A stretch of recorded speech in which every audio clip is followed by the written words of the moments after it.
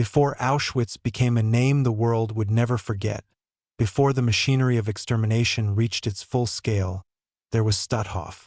Hidden in the forests near the Baltic coast, just outside the city of Danzig, Stutthof began quietly, almost invisibly. It was not built at first as a place of mass death. It was built as a warning, a tool of intimidation, a place meant to break resistance before the war had even begun. But Stutthof did not remain small, and it did not remain temporary. Over time, this forgotten camp became a laboratory of cruelty, a place where starvation, forced labor, disease, executions, and later gas chambers merged into a system of slow annihilation. More than 100,000 people would pass through its gates. Tens of thousands would never leave. Stutthof was the first Nazi concentration camp established outside Germany's borders, and one of the last to be liberated. It witnessed the entire arc of the Holocaust, from its earliest experiments in repression to the chaotic death marches of 1945.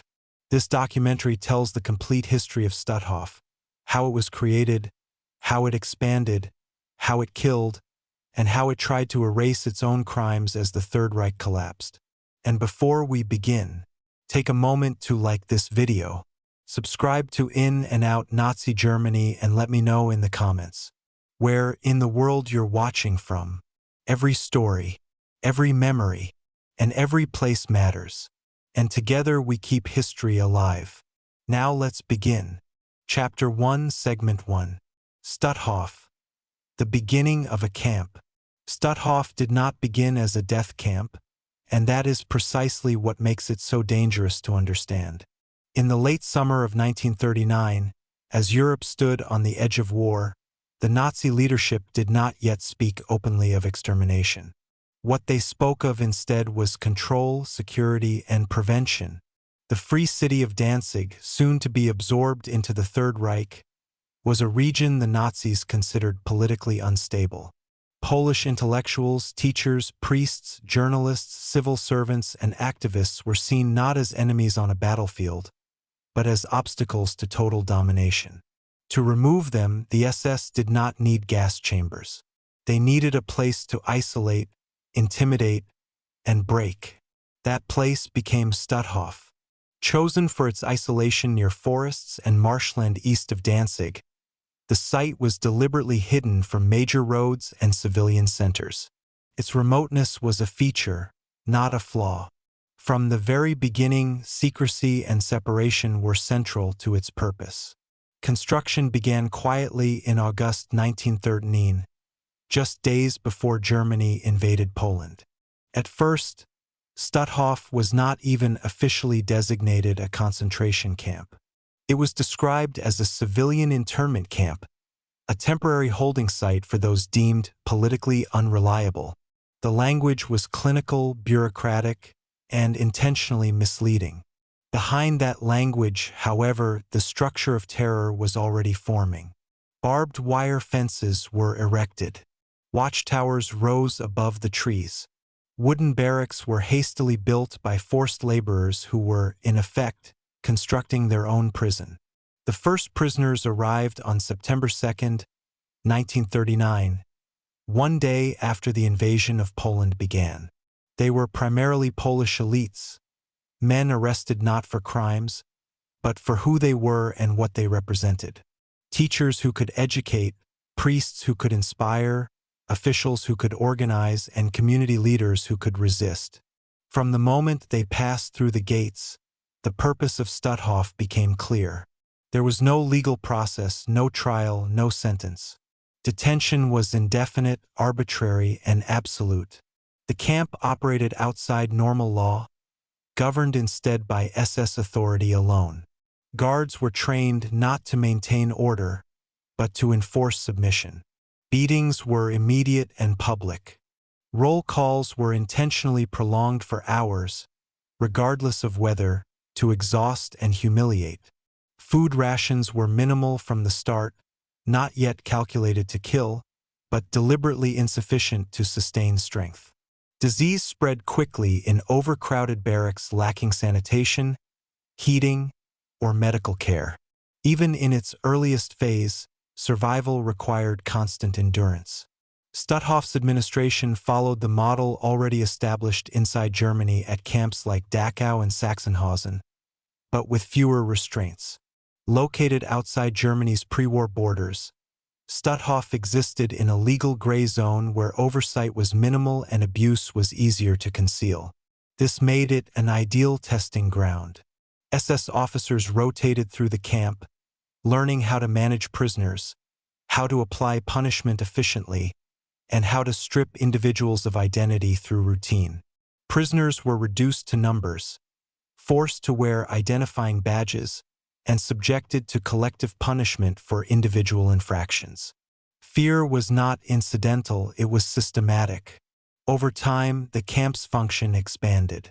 What began as a site of political repression soon absorbed Jews from Danzig and surrounding regions, along with Roma, forced laborers, and later prisoners from across occupied Europe. Each new group arrived under slightly different pretenses, but the outcome was the same. Work assignments grew harsher. Quarry labor, road construction, forestry, and later industrial work were introduced, all designed to extract maximum effort from bodies already weakened by hunger. The camp's physical layout evolved alongside its purpose. Additional barracks were constructed. The fence line expanded. Guard detachments increased. With each expansion, Stutthof moved further away from its original description as temporary internment and closer toward becoming a permanent instrument of repression. The transformation was gradual, deliberate, and largely invisible to the outside world. That invisibility was the point. By the early 1940s, Stutthof had already established the core elements that would define the Nazi camp system everywhere: isolation, dehumanization, forced labor, starvation, terror, and absolute control. What it lacked at this stage were the tools of mass extermination, but the mindset required to implement them was already firmly in place. Stutthof shows us that the Holocaust did not begin with killing on an industrial scale. It began with classification, detention, and the normalization of cruelty. It began when human beings were redefined as problems to be managed. This camp, often overlooked in history, stands at the threshold between repression and genocide.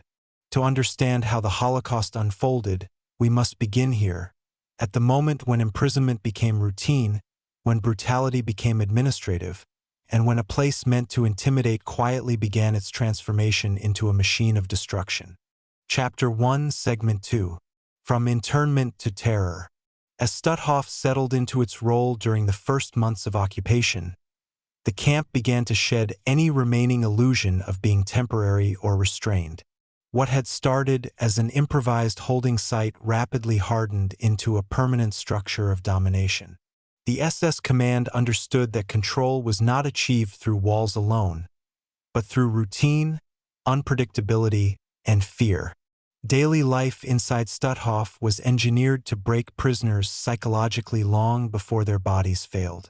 Each morning began with roll call, often before dawn, when exhausted men were forced to stand motionless for hours on muddy ground regardless of rain, frost, or heat.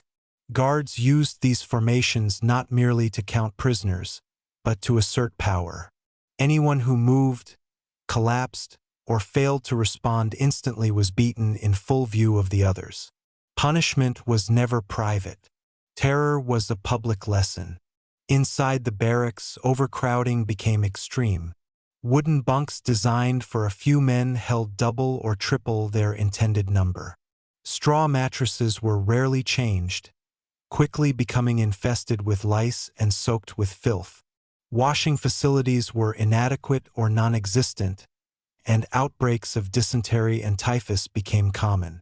Medical care, when provided at all, was often indistinguishable from neglect. Prisoners too weak to work were not treated as sick but as expendable. The SS viewed illness as a failure of discipline rather than a condition requiring care. Food rations reflected this philosophy. Meals consisted of watery soup, a piece of bread often mixed with sawdust or fillers, and occasionally a thin substitute for coffee. The calories were insufficient for men expected to perform heavy labor, and weight loss was rapid and visible. Hunger was constant, gnawing, and humiliating. Prisoners fought over scraps, traded possessions for crumbs, and scavenged whenever possible. The erosion of dignity was intentional. Forced labor soon became central to Stutthof's operation. Prisoners were assigned to construction projects, forestry work, road building, and maintenance of the camp itself. Labor was not organized for efficiency but for exhaustion. Tasks were deliberately repetitive, physically punishing, and often meaningless. Carrying heavy stones back and forth, digging trenches only to refill them, or hauling logs without tools served no purpose beyond wearing bodies down. Guards frequently intervened to increase suffering, forcing prisoners to run with loads, striking them for slowing down, or extending work hours arbitrarily. Injuries were common, and those who could no longer keep pace were removed, not to recover but to disappear. Discipline inside Stutthof followed no clear rules. This uncertainty was itself a weapon. A prisoner could be beaten for speaking, for remaining silent, for looking up, or for failing to understand an order intentionally given in a language they did not speak. Punishments ranged from flogging and standing cells to starvation rations and execution. The camp commandant and guards operated with near-total autonomy. Complaints were impossible. Appeals did not exist. Law had been replaced entirely by SS will. Over time, the prisoner population diversified. Jews from Danzig and surrounding areas were deported to Stutthof alongside Polish political detainees. Roma, so-called asocials, and later prisoners from across occupied Europe followed. Each group was marked with identifying symbols and treated according to a racial hierarchy that governed survival chances. Jewish prisoners, in particular, were singled out for harsher labor, more frequent abuse, and greater deprivation. Anti-Semitic violence was both encouraged and routine. Guards mocked, humiliated, and brutalized Jewish prisoners openly, reinforcing the ideology that justified their presence in the camp. As numbers increased, Stutthof expanded physically. New barracks were constructed, additional fencing installed, and guard units reinforced. With expansion came institutionalization. Record-keeping became more detailed. Registration numbers replaced names. Bureaucracy tightened its grip. Prisoners were cataloged, categorized, and tracked not as individuals but as units of labor and risk. This administrative order gave the appearance of control and legitimacy, masking the underlying chaos and cruelty. Stutthof was becoming something new, not yet an extermination camp, but no longer merely a prison. It functioned as a pressure chamber where human endurance was tested to destruction. Death was not always immediate, but it was omnipresent. Prisoners died from beatings, disease, exposure, and malnutrition in steadily increasing numbers. Their bodies were removed quietly, often at night, reinforcing the sense that disappearance was inevitable and meaningless. The outside world knew little of what was happening behind the fences. The camp's location ensured isolation, and wartime censorship prevented information from spreading. This invisibility allowed the SS to refine methods of control without scrutiny. Stutthof thus became an early example of how the Nazi camp system evolved not through sudden transformation, but through gradual escalation. Each small increase in brutality became normalized. Each administrative decision stripped away another layer of humanity. By the time mass killing would later be introduced, the moral groundwork had already been laid. Prisoners had been reduced to objects, and suffering had been rendered routine. In this way, Stutthof reveals a crucial truth. Genocide does not begin with murder alone. It begins with systems that make cruelty ordinary, silence dissent, and transform violence into daily procedure. Here, in these early years, the camp was teaching both its guards and its administrators how far human beings could be pushed, and how easily the world could look away. Chapter 1, Segment 3. The camp becomes a system. By the time Stutthof entered its second year of existence, it had crossed an invisible but irreversible threshold. What had once been an improvised instrument of occupation had transformed into a functioning component of a growing camp system that extended far beyond its barbed wire fences. This transformation did not occur through a single order or dramatic shift. It happened quietly, through paperwork, routines, and the steady normalization of cruelty. The SS no longer treated Stutthof as an experiment or a temporary solution. It was now a permanent institution, embedded into the machinery of Nazi rule in occupied Poland. Command structures solidified, guard units rotated in and out, and procedures were standardized. Each prisoner entering the camp was stripped not only of personal belongings but of identity itself. Names disappeared, replaced by numbers sewn onto uniforms. These numbers became the only official recognition of a person's existence. From that moment on, survival depended entirely on obedience, endurance, and chance. The camp administration refined its internal hierarchy, elevating certain prisoners into functional roles that forced them into moral compromises. Capos, block elders, and work supervisors were appointed from among the inmates, often chosen for their willingness to enforce SS discipline with brutality. This system allowed the guards to distance themselves from daily violence while ensuring constant pressure within the prisoner population itself. It fractured solidarity, bred mistrust, and turned survival into competition. Those who resisted these roles risked immediate punishment or death. Those who accepted them carried the burden of guilt that would follow them long after the war. Labor at Stutthof grew more organized and more punishing. External work detachments were formed, sending prisoners beyond the camp perimeter under guard to nearby sites. Forest clearing, drainage projects, construction, and agricultural labor became daily realities. These assignments were not meant to rehabilitate or reform. They were designed to extract maximum effort from bodies already weakened by hunger.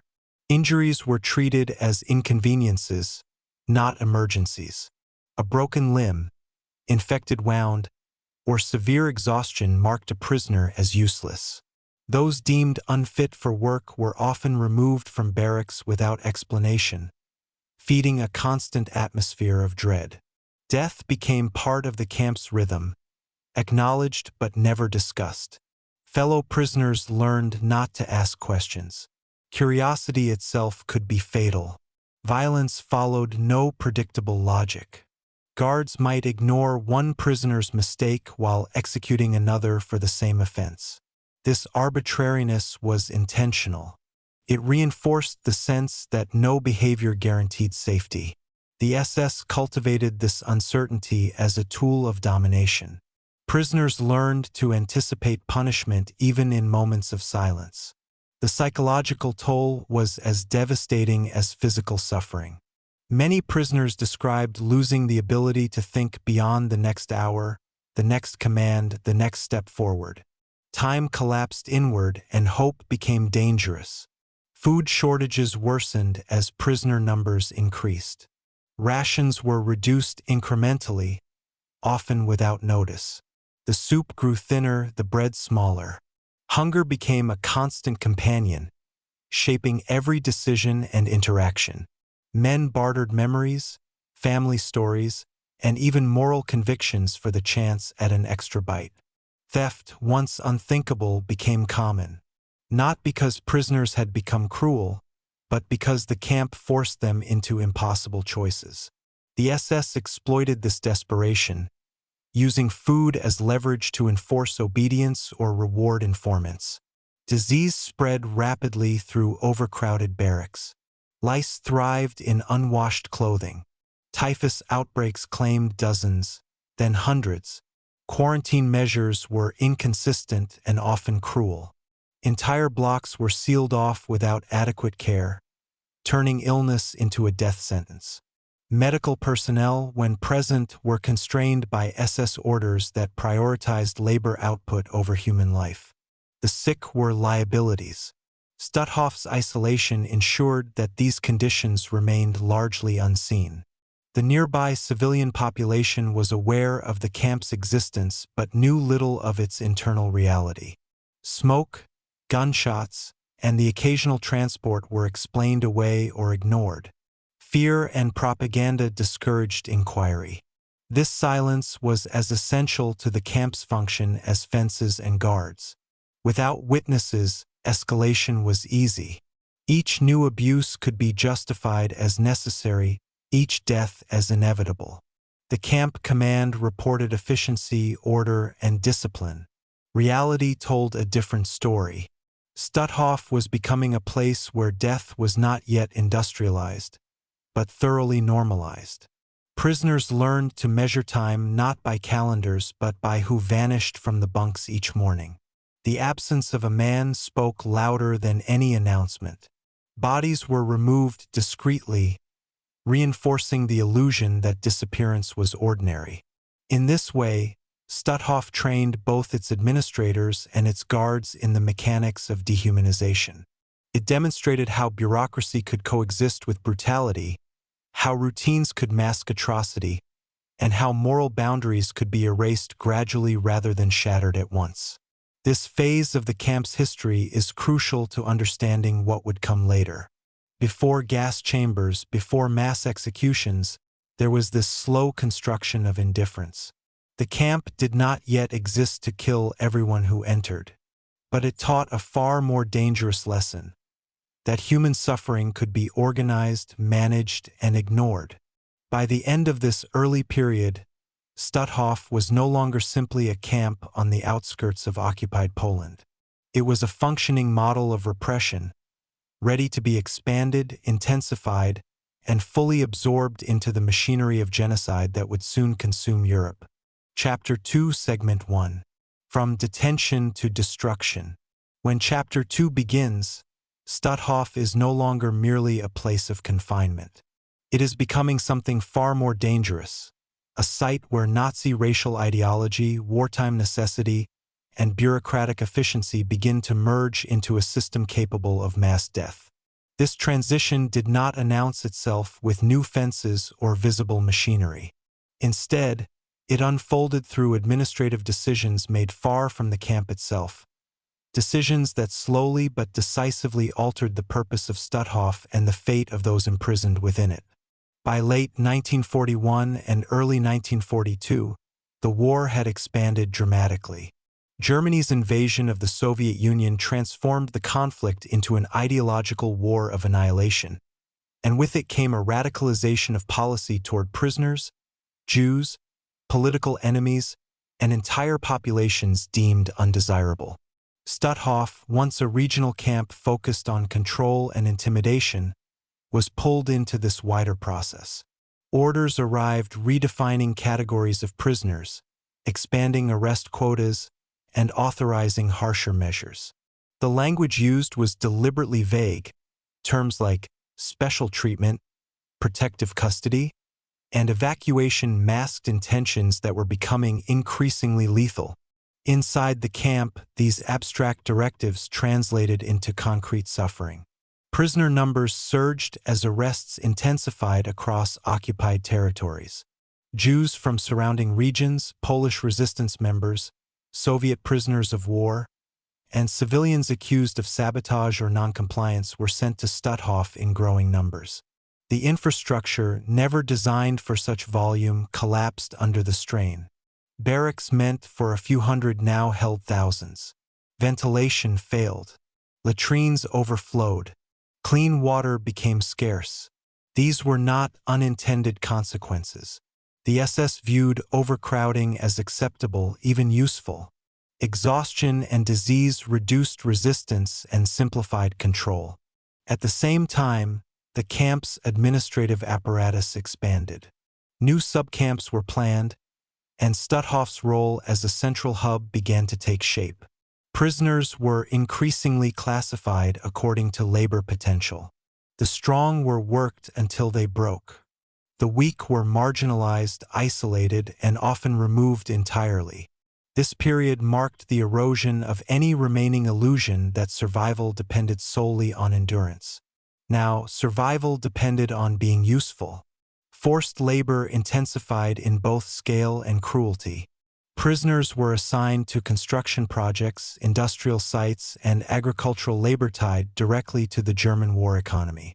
Workdays stretched endlessly, often beginning before dawn and ending well after dark. Beatings became routine tools of motivation. Falling behind, pausing to rest, or showing signs of illness invited punishment. Guards enforced quotas that bore no relation to human capacity. The goal was not productivity in a humane sense. It was extraction of labor, of obedience, of life itself. As labor demands increased, so did mortality. Death was no longer an accidental byproduct of neglect. It was an accepted outcome. Those who collapsed during work details were frequently left where they fell, beaten, or shot as examples to others. Inside the camp, roll calls grew longer and more brutal, sometimes lasting for hours in freezing weather or intense heat while guards counted, recounted, and punished discrepancies. Prisoners learned that death could come not only through violence or starvation, but through standing still for too long.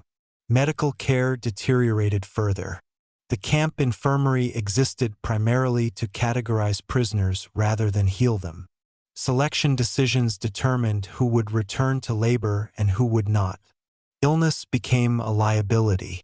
The sick feared reporting symptoms, knowing it might mark them for removal. Rumors spread of transports leaving the camp under secrecy, of people who entered buildings and never emerged. At this stage, the mechanisms of mass killing were still evolving, but the psychological groundwork was firmly in place. Fear filled the gaps where information was withheld. Uncertainty did the work of terror. The SS cultivated distance between cause and effect. Prisoners rarely knew why someone disappeared, only that questioning it was dangerous. This ambiguity allowed cruelty to escalate without resistance. The camp's guards themselves underwent a transformation. Many were trained not simply as sentries but as enforcers of ideology. Dehumanization was taught and reinforced. Prisoners were no longer individuals but units of labor, threats, or waste. Language reflected this shift. Administrative records spoke of processing, utilization, and disposal. Such terminology stripped actions of moral weight and reframed killing as management. Stutthof's proximity to Germany's eastern expansion made it a convenient site for experimentation, not in the scientific sense alone, but in administrative brutality. The camp demonstrated how quickly a detention facility could be repurposed for systematic destruction without dramatic structural change. No gas chambers were yet required. Starvation, disease, exhaustion, and targeted executions accomplished the same goal more quietly. This period is essential to understanding the Holocaust as a process rather than an event. The transformation of Stutthof shows how genocide does not begin with mass murder. It begins with redefinition of people as problems, of suffering as necessity, of death as acceptable. By the end of this segment of its history, Stutthof had crossed a line from repression into destruction. The camp was no longer merely enforcing occupation.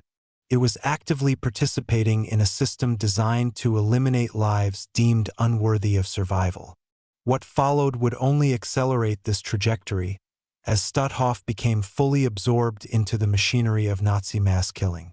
Chapter 2, Segment 2. The camp becomes a machine. By the middle of 1942, Stutthof had completed its transformation from a brutal detention camp into a functioning component of the Nazi system of annihilation. This shift did not occur through a single order or a sudden construction project, but through a steady layering of policies that aligned the camp ever more closely with the objectives of the Holocaust. What defined this phase was normalization. Extreme suffering became routine. Death became predictable, and the systems that produced both were refined, documented, and repeated with bureaucratic precision. Stutthof's command structure expanded, mirroring the growing importance of the camp. SS officers with experience from other concentration camps were assigned to supervisory roles, bringing with them established methods of control, punishment, and labor exploitation. Training emphasized discipline, ideological loyalty, and emotional detachment. Guards were not merely watching prisoners, they were managing a process. Every action inside the camp was measured against efficiency, how much labor could be extracted, how quickly order could be restored, how easily bodies could be removed when no longer useful. The prisoner population continued to grow, fueled by mass arrests across occupied Poland and the Baltic region. Jewish families were increasingly targeted, not as individuals accused of specific crimes, but as members of a group slated for removal from society altogether. Entire transports arrived with little explanation. Upon arrival, prisoners were stripped, registered, shaved, and assigned numbers that replaced names. Identity disappeared within hours. From that moment forward, survival depended on classification. Age, strength, perceived obedience, and chance determined whether someone was assigned to labor details, internal camp work, or isolated blocks reserved for those already marked for death. Labor itself became more systematized. Stutthof's connection to German industry deepened as the war intensified.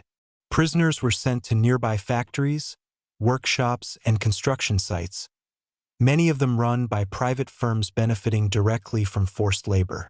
Work assignments were deliberately exhausting.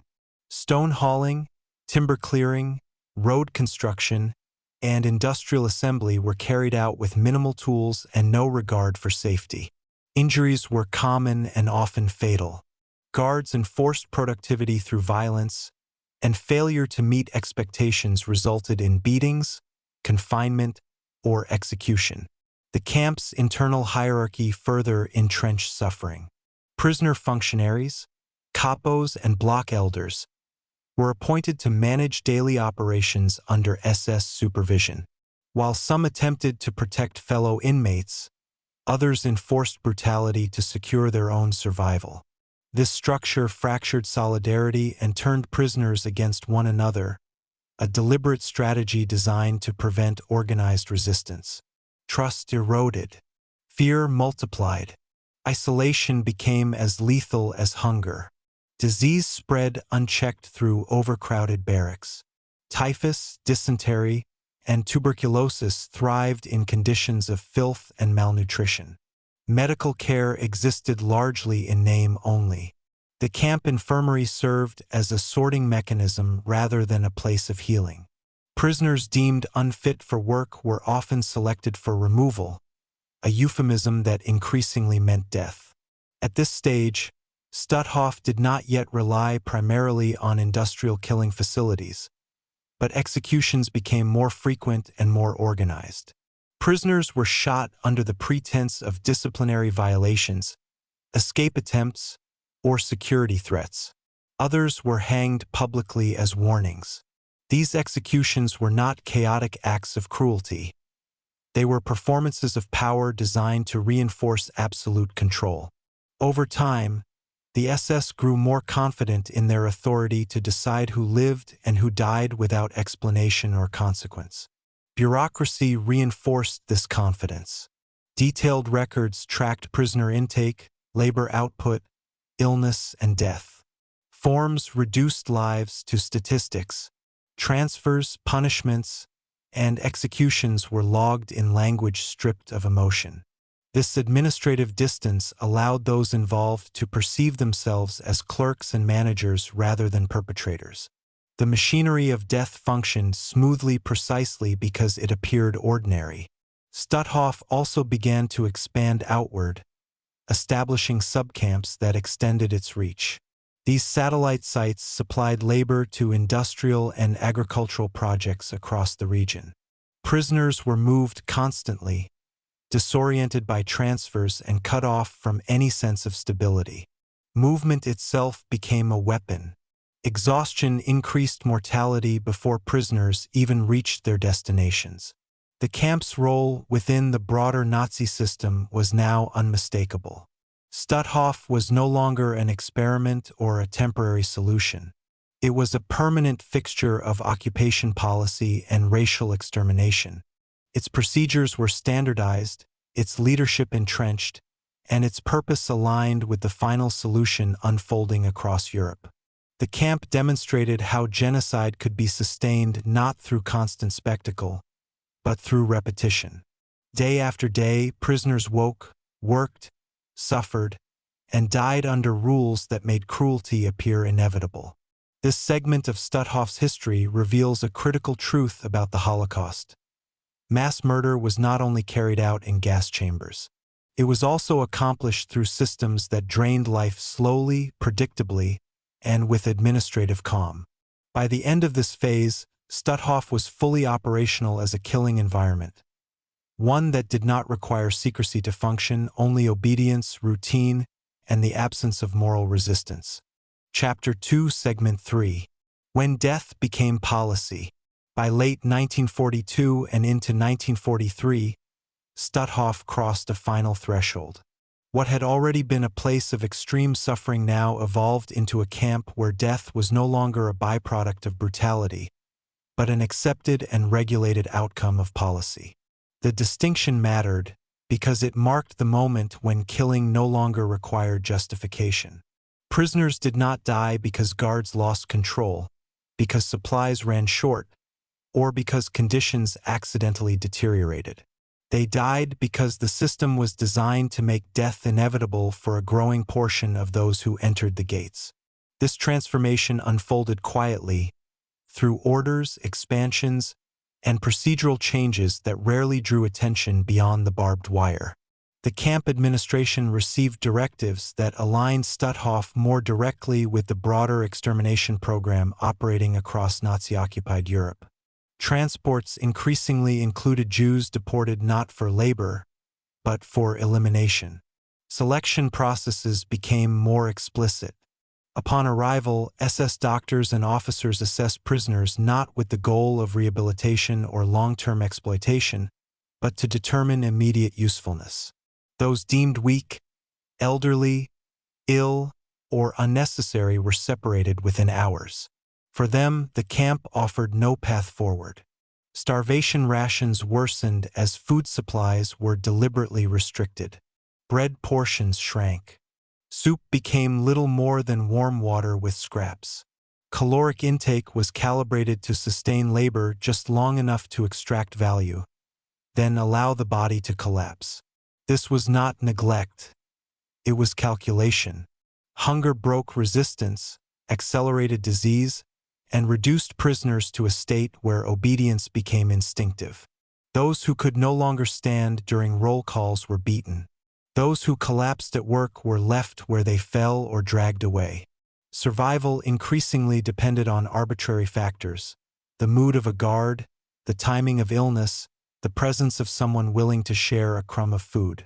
Violence escalated in both frequency and predictability. Beatings were no longer confined to punishments for specific infractions. They became part of daily discipline. Guards asserted dominance through random attacks, reinforcing the idea that no behavior could guarantee safety. Public executions increased, staged in front of assembled prisoners to instill terror and compliance. Hangings were conducted slowly, deliberately, forcing witnesses to watch until life ended. These events were framed as justice, but their real purpose was psychological control. Fear was cheaper than bullets and more effective than walls. Medical abuse expanded under the guise of treatment and experimentation. Prisoners were subjected to procedures without consent, often resulting in infection, disability, or death. The infirmary functioned as a terminal ward for those no longer able to work.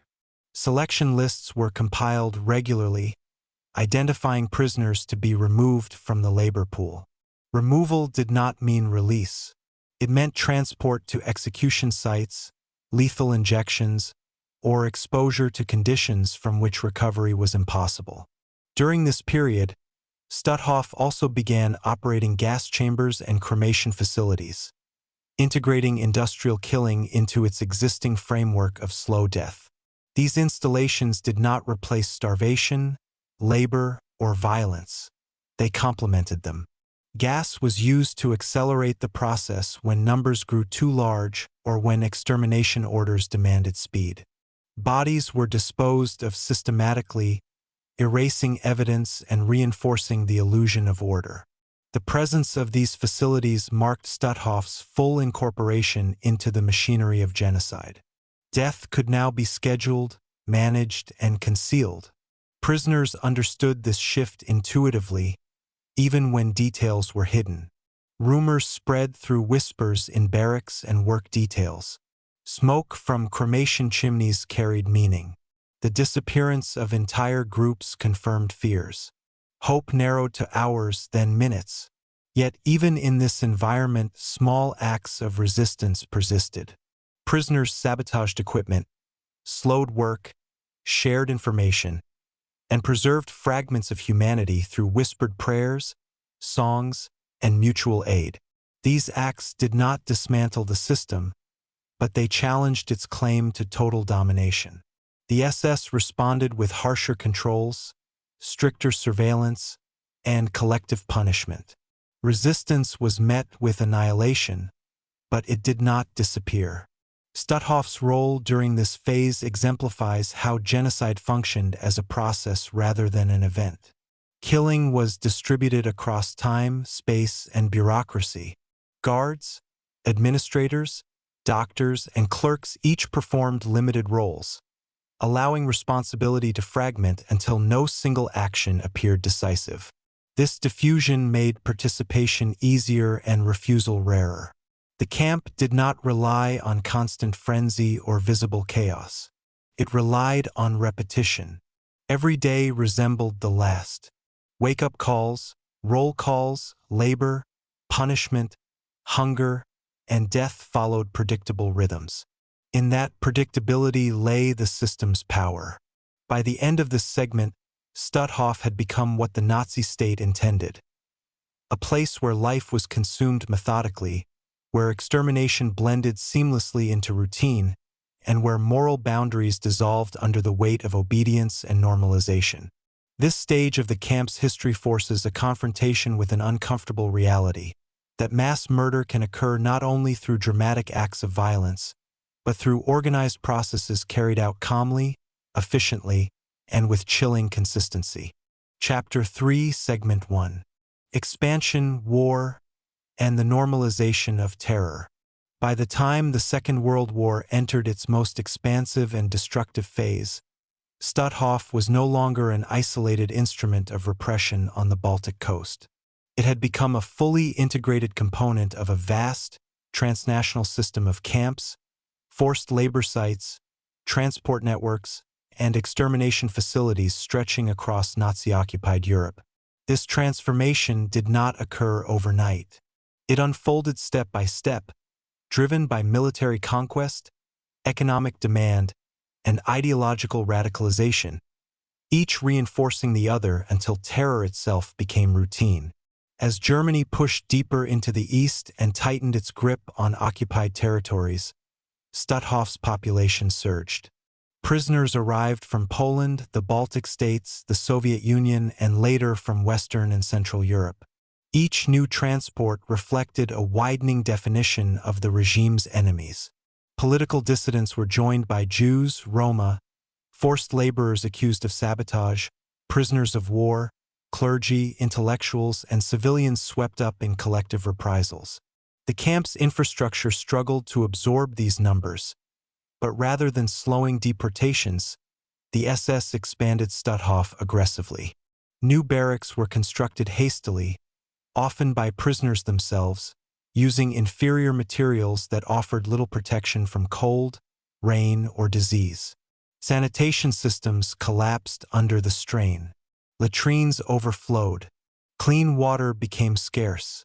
Epidemics followed, not as unintended consequences, but as predictable outcomes of overcrowding and neglect. Typhus, dysentery, and tuberculosis spread rapidly, turning barracks into incubators of death. The SS responded not with medical relief, but with quarantine measures that sealed prisoners inside contaminated spaces, accelerating mortality. Forced labor became the camp's central function during this phase. Stutthof and its growing network of subcamps were tied directly to the German war economy. Prisoners were dispatched to work in agriculture, construction, armaments production, shipyards, brickworks, and road building. Labor assignments were not matched to skill or strength. They were assigned to extract maximum effort until collapse. Workdays stretched from before dawn until nightfall. Beatings enforced pace. Rest was treated as defiance. Those who could not keep up were removed, replaced by new arrivals whose fate would be the same. The economic logic was brutal and self-consuming. Human lives were treated as expendable resources, interchangeable and disposable. The SS calculated productivity not in years, but in weeks. This period also marked a tightening of administrative control. Camp records became more detailed, cataloging prisoners by category, nationality, religion, and perceived threat. Colored triangles stitched onto uniforms reduced complex human identities to symbols that dictated treatment and survival chances. These classifications structured violence, determining who received the worst labor, who was denied medical care, and who was selected for execution. Bureaucracy gave cruelty a framework, allowing guards and officials to claim they were merely enforcing regulations rather than making moral choices. Training and indoctrination of SS personnel intensified as well. Stutthof served as both a detention center and a proving ground for camp administration. New guards learned discipline, punishment techniques, and methods of psychological domination. They were taught to suppress empathy and embrace ideology. Acts of cruelty were encouraged, rewarded, and normalized. Over time, violence lost its emotional charge. Beatings became routine. Executions became administrative tasks. Death ceased to be remarkable. This normalization was perhaps the camp's most corrosive achievement, transforming extraordinary crimes into everyday procedures. Prisoners, meanwhile, adapted in ways that blurred the line between survival and surrender. Informal hierarchies emerged within the camp, often manipulated by the SS to maintain control. Capos, themselves prisoners, were granted limited authority in exchange for enforcing discipline. This system fractured solidarity, pitting inmates against one another and diffusing responsibility for abuse. Moral choices were distorted under conditions where refusing an order could mean immediate death. Survival often required complicity, silence, or withdrawal into oneself. Yet even within this fractured environment, forms of resistance persisted. Prisoners exchanged information, forged documents, sabotaged equipment, and preserved cultural and religious practices in secret. These acts carried immense risk and offered no guarantee of survival, but they represented a refusal to be fully reduced to objects. The camp's expansion also brought it closer to the core of the Holocaust. Deportations of Jews increased dramatically as ghettos were liquidated and extermination policies intensified. Stutthof became both a destination and a transit point within this genocidal system. Prisoners arrived already weakened by ghettoization, starvation, and violence. For many, the camp was not a new beginning, but the final stage of a long descent. The SS exploited this vulnerability, accelerating death through labor, disease, and execution. By the end of this phase, Stutthof embodied the convergence of war, ideology, and bureaucracy. It functioned efficiently not because it was chaotic, but because it was ordered. Every expansion, every new labor detail, every transport was documented, scheduled, and justified. The camp demonstrated how modern systems could be repurposed for mass suffering without abandoning their appearance of rationality. Terror did not disrupt order, it became order. And in that transformation lies one of the most disturbing lessons of Stutthof's history, that extreme violence does not always announce itself with sudden catastrophe, but can grow steadily, quietly, until it defines the very structure of daily life. Chapter 3, Segment 2. From imprisonment to extermination. Radicalization inside Stutthof. As the war deepened and Nazi policy hardened, Stutthof crossed a decisive threshold. What had begun as a camp of repression and forced labor increasingly absorbed the logic of extermination. This shift did not arrive with a single order or construction project. It emerged through accumulation of bodies, of desperation, of ideological certainty that entire populations were disposable. By 1942 and 1943, the language of security and labor discipline gave way to a more explicit goal: removal. The distinction between working prisoners to death and killing them outright became operational rather than moral. For those trapped inside the wire, survival depended less on endurance than on chance. Transports arriving at Stutthof grew larger and more frequent, often arriving after days sealed in railcars without food or water. Many prisoners were dead on arrival. Others collapsed at roll call, immediately sorted out by SS doctors and guards who had learned to read weakness as a sentence. Selection became an unspoken ritual. Those deemed unfit were removed from the population under the guise of special treatment, a phrase that concealed execution behind administrative language. Medical neglect turned deliberate. The camp infirmary existed not as a place of healing but as a filter. Admission often meant death, either through denial of care, lethal injections, or transfer to killing sites. Experiments were conducted on prisoners without consent, justified as research for the Reich. Starvation was standardized.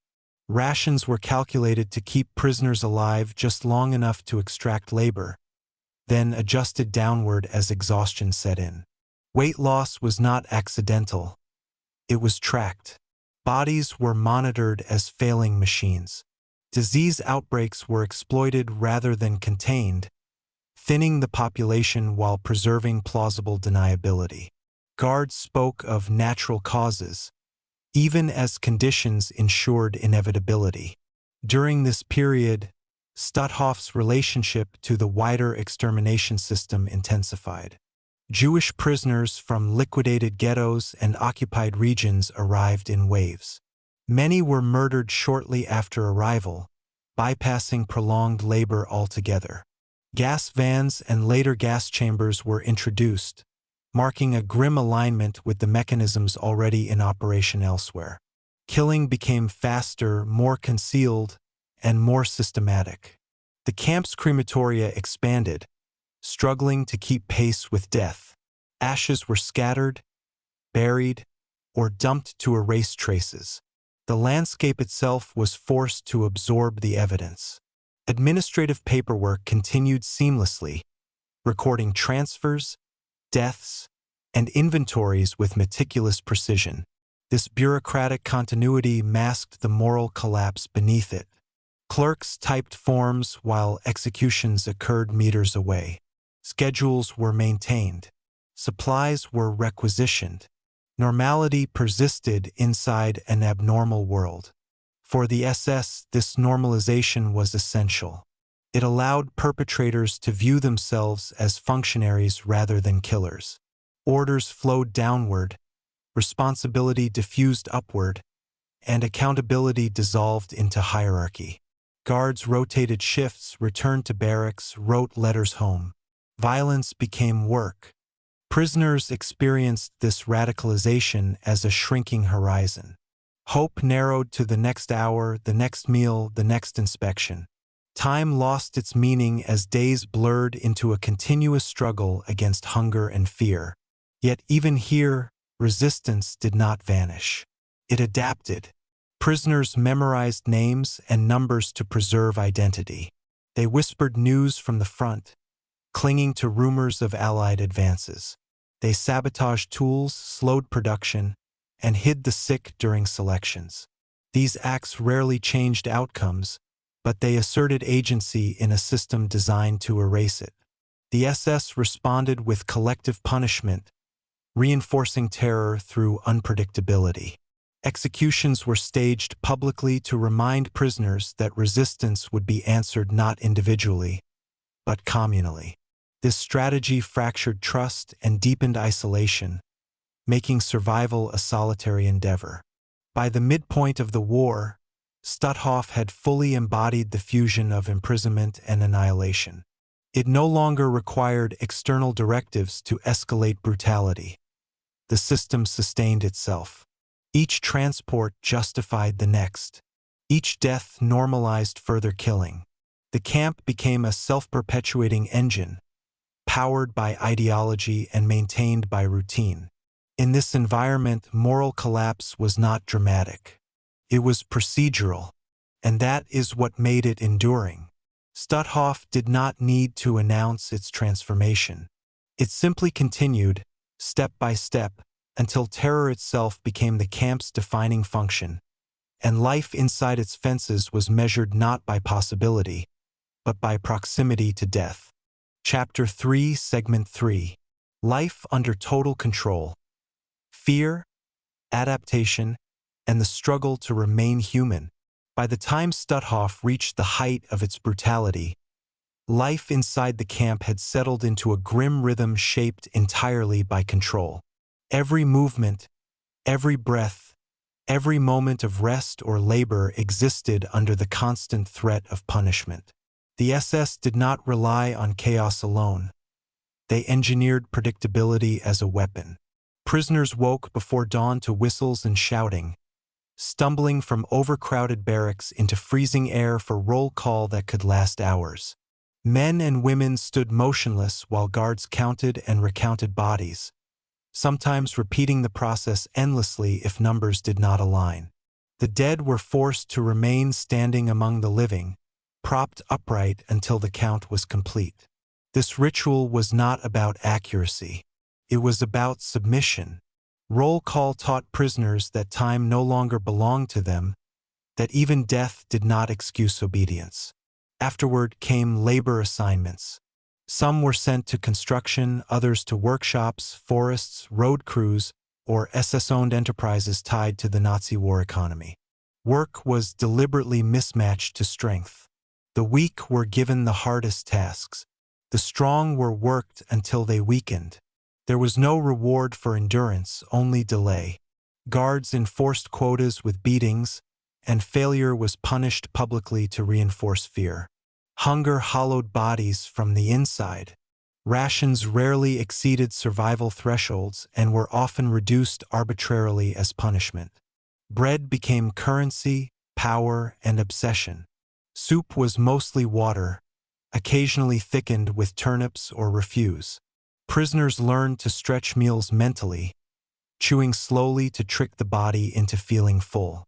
Starvation altered behavior in ways that haunted survivors long after liberation.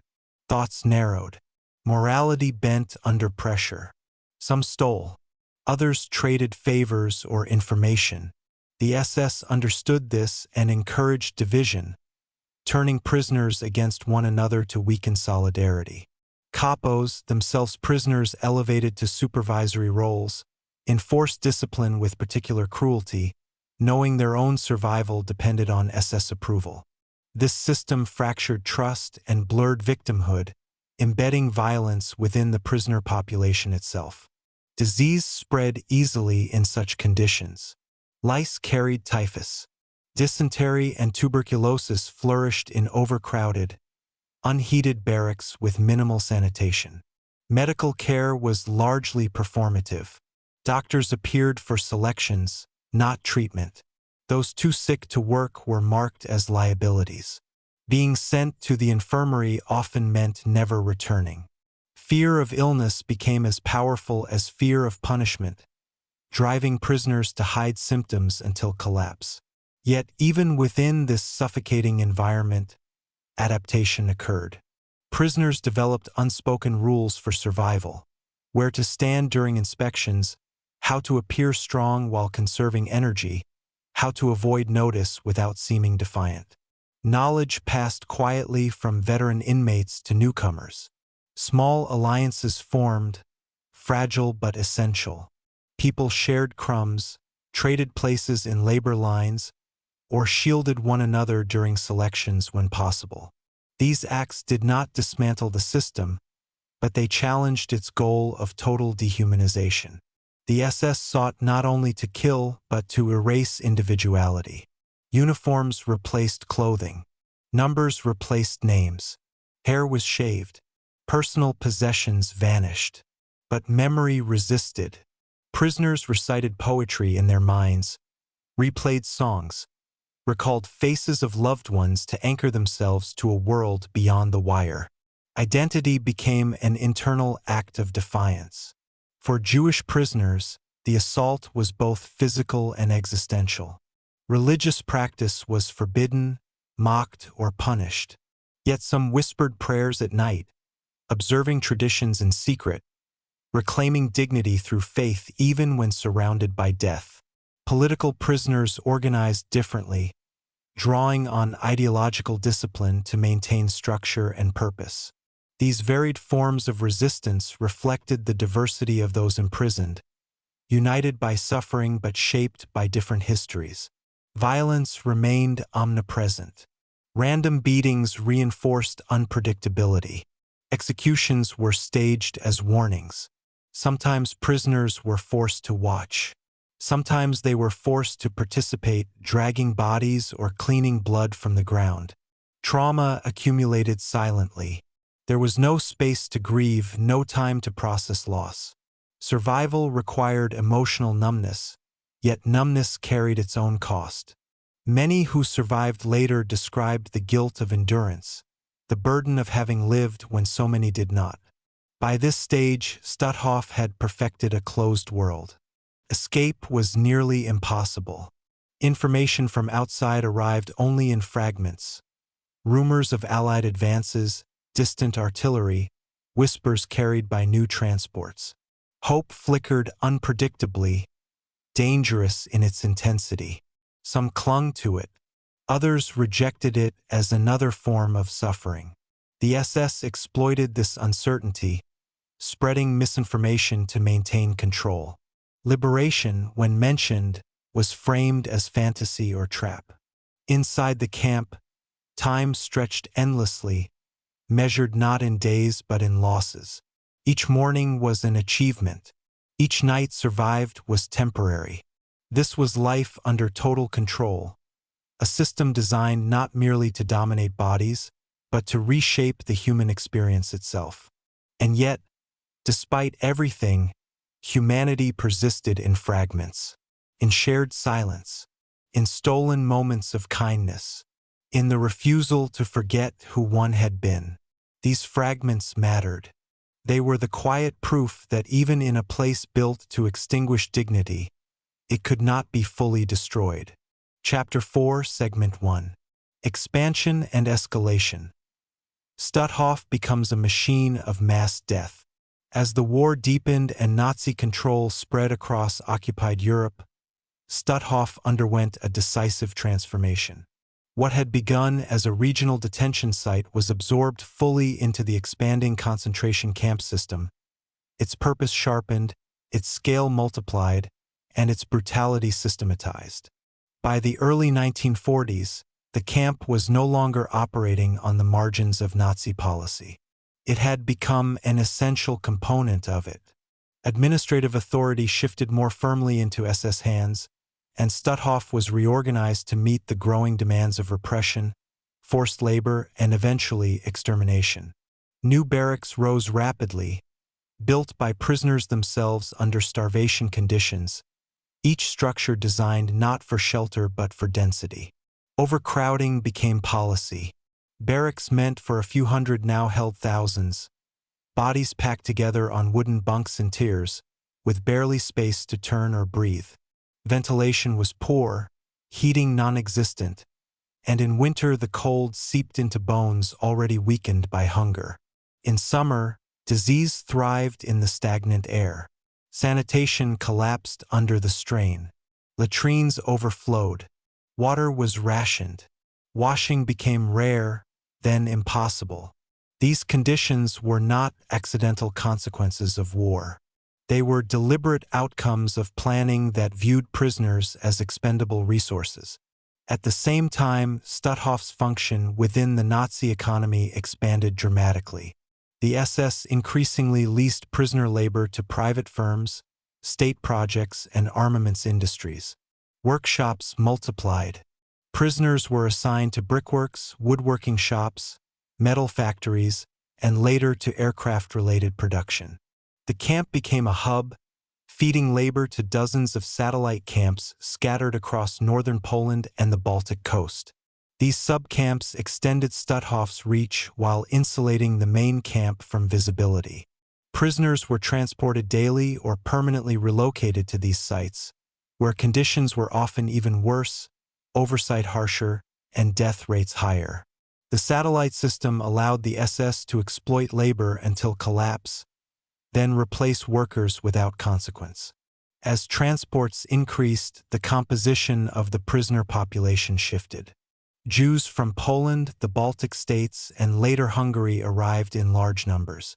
Alongside them came Soviet prisoners of war, resistance fighters, civilians accused of sabotage, and entire families swept up in reprisals. Many arrived already weakened by ghettos, forced marches, or previous camps. Selection occurred almost immediately. Those deemed unfit for labor were isolated. Some were executed outright. Others were left to die through neglect. Stutthof, once a place of detention, now functioned as a site where survival itself was exceptional. Violence intensified accordingly. Punishments grew more ritualized, more public. Floggings were carried out before assembled prisoners. Hangings were staged as warnings. SS guards used terror not only to enforce discipline but to accelerate mortality. Fear saved resources. A prisoner who collapsed from exhaustion was often beaten rather than helped. A sick inmate might be forced to work until death rather than spared labor. Each act reinforced the lesson that life had no inherent value inside the wire. Medical abuse became another layer of escalation. Doctors attached to the camp conducted experiments under the guise of treatment or research, often without consent and with fatal results. Prisoners were injected with substances, subjected to exposure, or used to test methods of killing and disposal. The infirmary ceased to be a place of healing. It became a gateway to death. Selection lists determined who would receive care and who would be eliminated. The presence of doctors gave murder the appearance of legitimacy, cloaking brutality in professional language and paperwork. Bureaucracy expanded alongside cruelty. Records were meticulously kept. Numbers were assigned, updated, crossed out. Deaths were logged with causes that concealed reality. Heart failure, weakness, natural causes. Paperwork transformed murder into administration. This system allowed thousands to die without visible violence, buried under files and reports. Stutthof's leadership understood that efficiency required distance, emotional, moral, and physical. Orders were passed down layers of command, each removing responsibility from the individual executing them. By this stage, the camp was no longer reacting to events. It was operating according to design. Deportations fed its population. Labor demands dictated survival rates. Punishment enforced productivity. Death was the expected outcome, not a failure of the system. The expansion of Stutthof marked a turning point. It was no longer merely reflecting Nazi policy. It was helping to shape it, demonstrating how camps outside Germany could function as integrated engines of repression and destruction. This escalation set the stage for the next phase, when killing would no longer be an indirect consequence of conditions, but an explicit objective carried out within the camp itself. Chapter 4, Segment 2. From exploitation to extermination, Stutthof crosses the final line. By the time Stutthof entered the middle years of the war, the boundary between forced labor and outright extermination had effectively vanished. What had once been a camp where death was the byproduct of neglect, brutality, and exhaustion now evolved into a place where killing itself became intentional, organized, and routine. This shift did not occur overnight, nor did it require dramatic announcements. It unfolded quietly, through orders, infrastructure changes, and administrative decisions that reframed mass death as a practical solution to logistical problems. As prisoner numbers surged beyond control and labor demands fluctuated, the SS leadership at Stutthof increasingly treated death as a form of management. Those who could no longer work were no longer a burden to be tolerated. They were a problem to be removed. Starvation rations were deliberately reduced even as workloads increased. Soup thinned to colored water. Bread portions shrank until they were symbolic rather than sustaining. Prisoners learned quickly that hunger was not a temporary hardship but a permanent condition. Bodies wasted away. Muscles disappeared. Immune systems collapsed.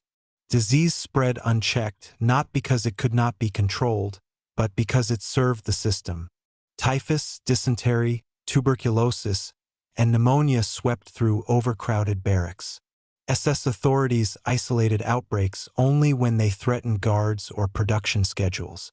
Otherwise, sickness was allowed to do its work.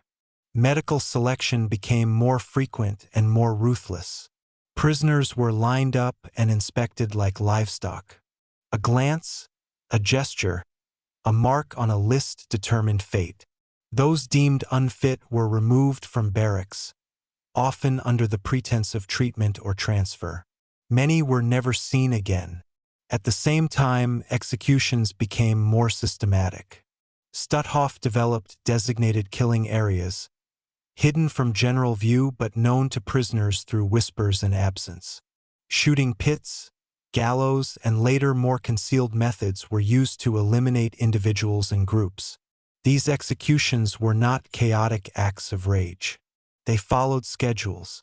Names were read, numbers checked, bodies counted. Killing was folded into the daily rhythm of camp life. One of the most significant escalations came with the introduction of gas as a method of murder. While Stutthof was not originally built as an extermination camp, by 1943 and 1944 it had incorporated gassing into its operations. Victims were told they were being disinfected or treated. Zyklon B, previously used for delousing, was repurposed for killing human beings. This step marked the final integration of Stutthof into the machinery of genocide. It was no longer merely adjacent to the Holocaust. It was participating in it directly. The presence of gas transformed the camp's function irrevocably. It allowed the SS to kill large numbers efficiently, without witnesses, without struggle, and with minimal emotional involvement from perpetrators. Death became industrial. Disposal followed quickly. Cremation facilities expanded, but even these could not keep pace with mortality. Bodies accumulated.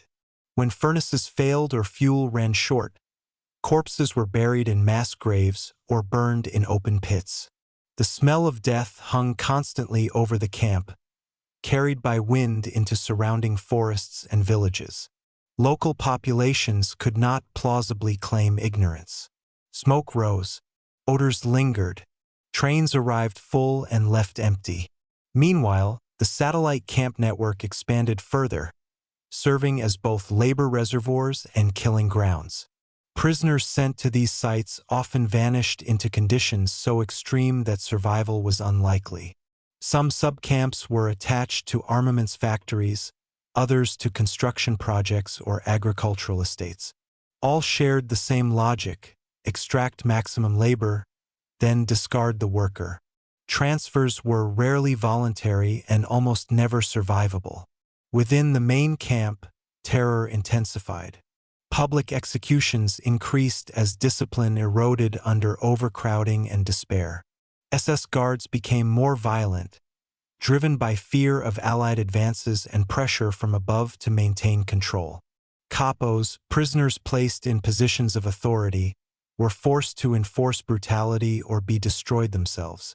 This system fractured solidarity and deepened suffering, turning victims into instruments of oppression under threat of death. Bureaucracy continued to mask reality. Reports described special treatment, resettlement, or natural causes. The language of murder was sanitized, abstracted, and filed away. Each death was reduced to an entry, a statistic, a resolved issue. This administrative distance allowed perpetrators to function without confronting the human cost of their actions. By this stage, Stutthof had crossed every remaining moral threshold. It was no longer simply a site of incarceration or exploitation. It had become a place where killing was normalized, expected, and embedded in daily operations. Survival depended not on strength or obedience alone, but on chance, connections, and timing. For many, arrival already meant death. For others, death came slowly, measured in days of hunger, weeks of disease, or months of labor until collapse. The camp's transformation into an exterminatory site revealed the true nature of the Nazi system. Genocide did not require a single blueprint. It adapted. It evolved. It consumed institutions and repurposed them toward destruction.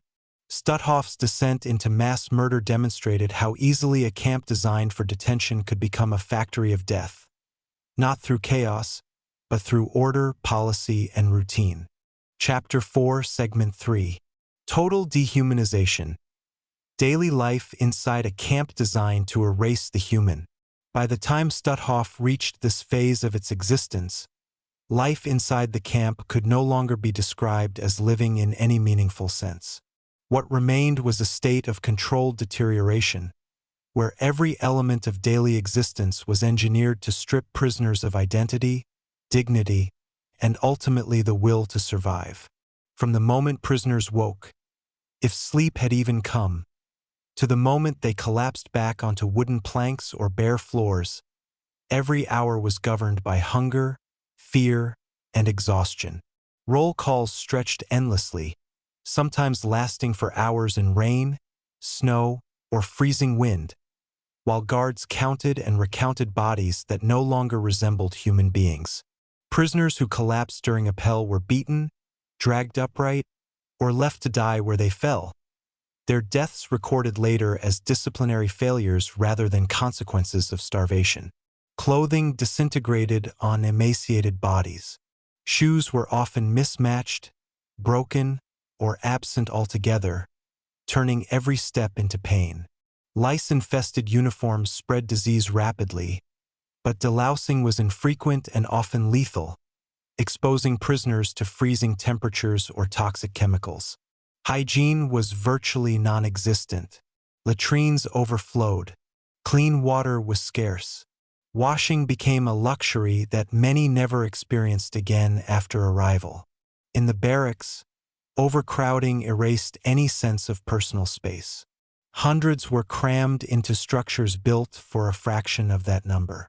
Sleep was fragmented, shallow, and constantly interrupted by coughing, moaning, and death. It was not uncommon for prisoners to wake beside corpses, too weak or numb to react. Food was the central obsession of camp life, not because it provided nourishment, but because its absence dominated every thought. Rations were calculated to weaken, not sustain. Prisoners spoke of hunger as a living presence, a constant ache that consumed the body from the inside. Men and women traded shoes, buttons, or scraps of cloth for crumbs. Some chewed grass, leather, or sawdust in desperate attempts to quiet their stomachs. Theft of food, even accidental, was punished severely, often by execution. Hunger was not a failure of supply. It was policy. Labor assignments reflected the camp's philosophy of destruction. Prisoners were sent to tasks that defied physical possibility. Hauling stones, digging frozen ground, dragging heavy carts, clearing forests by hand. Work quotas were intentionally unrealistic. Failure meant beating.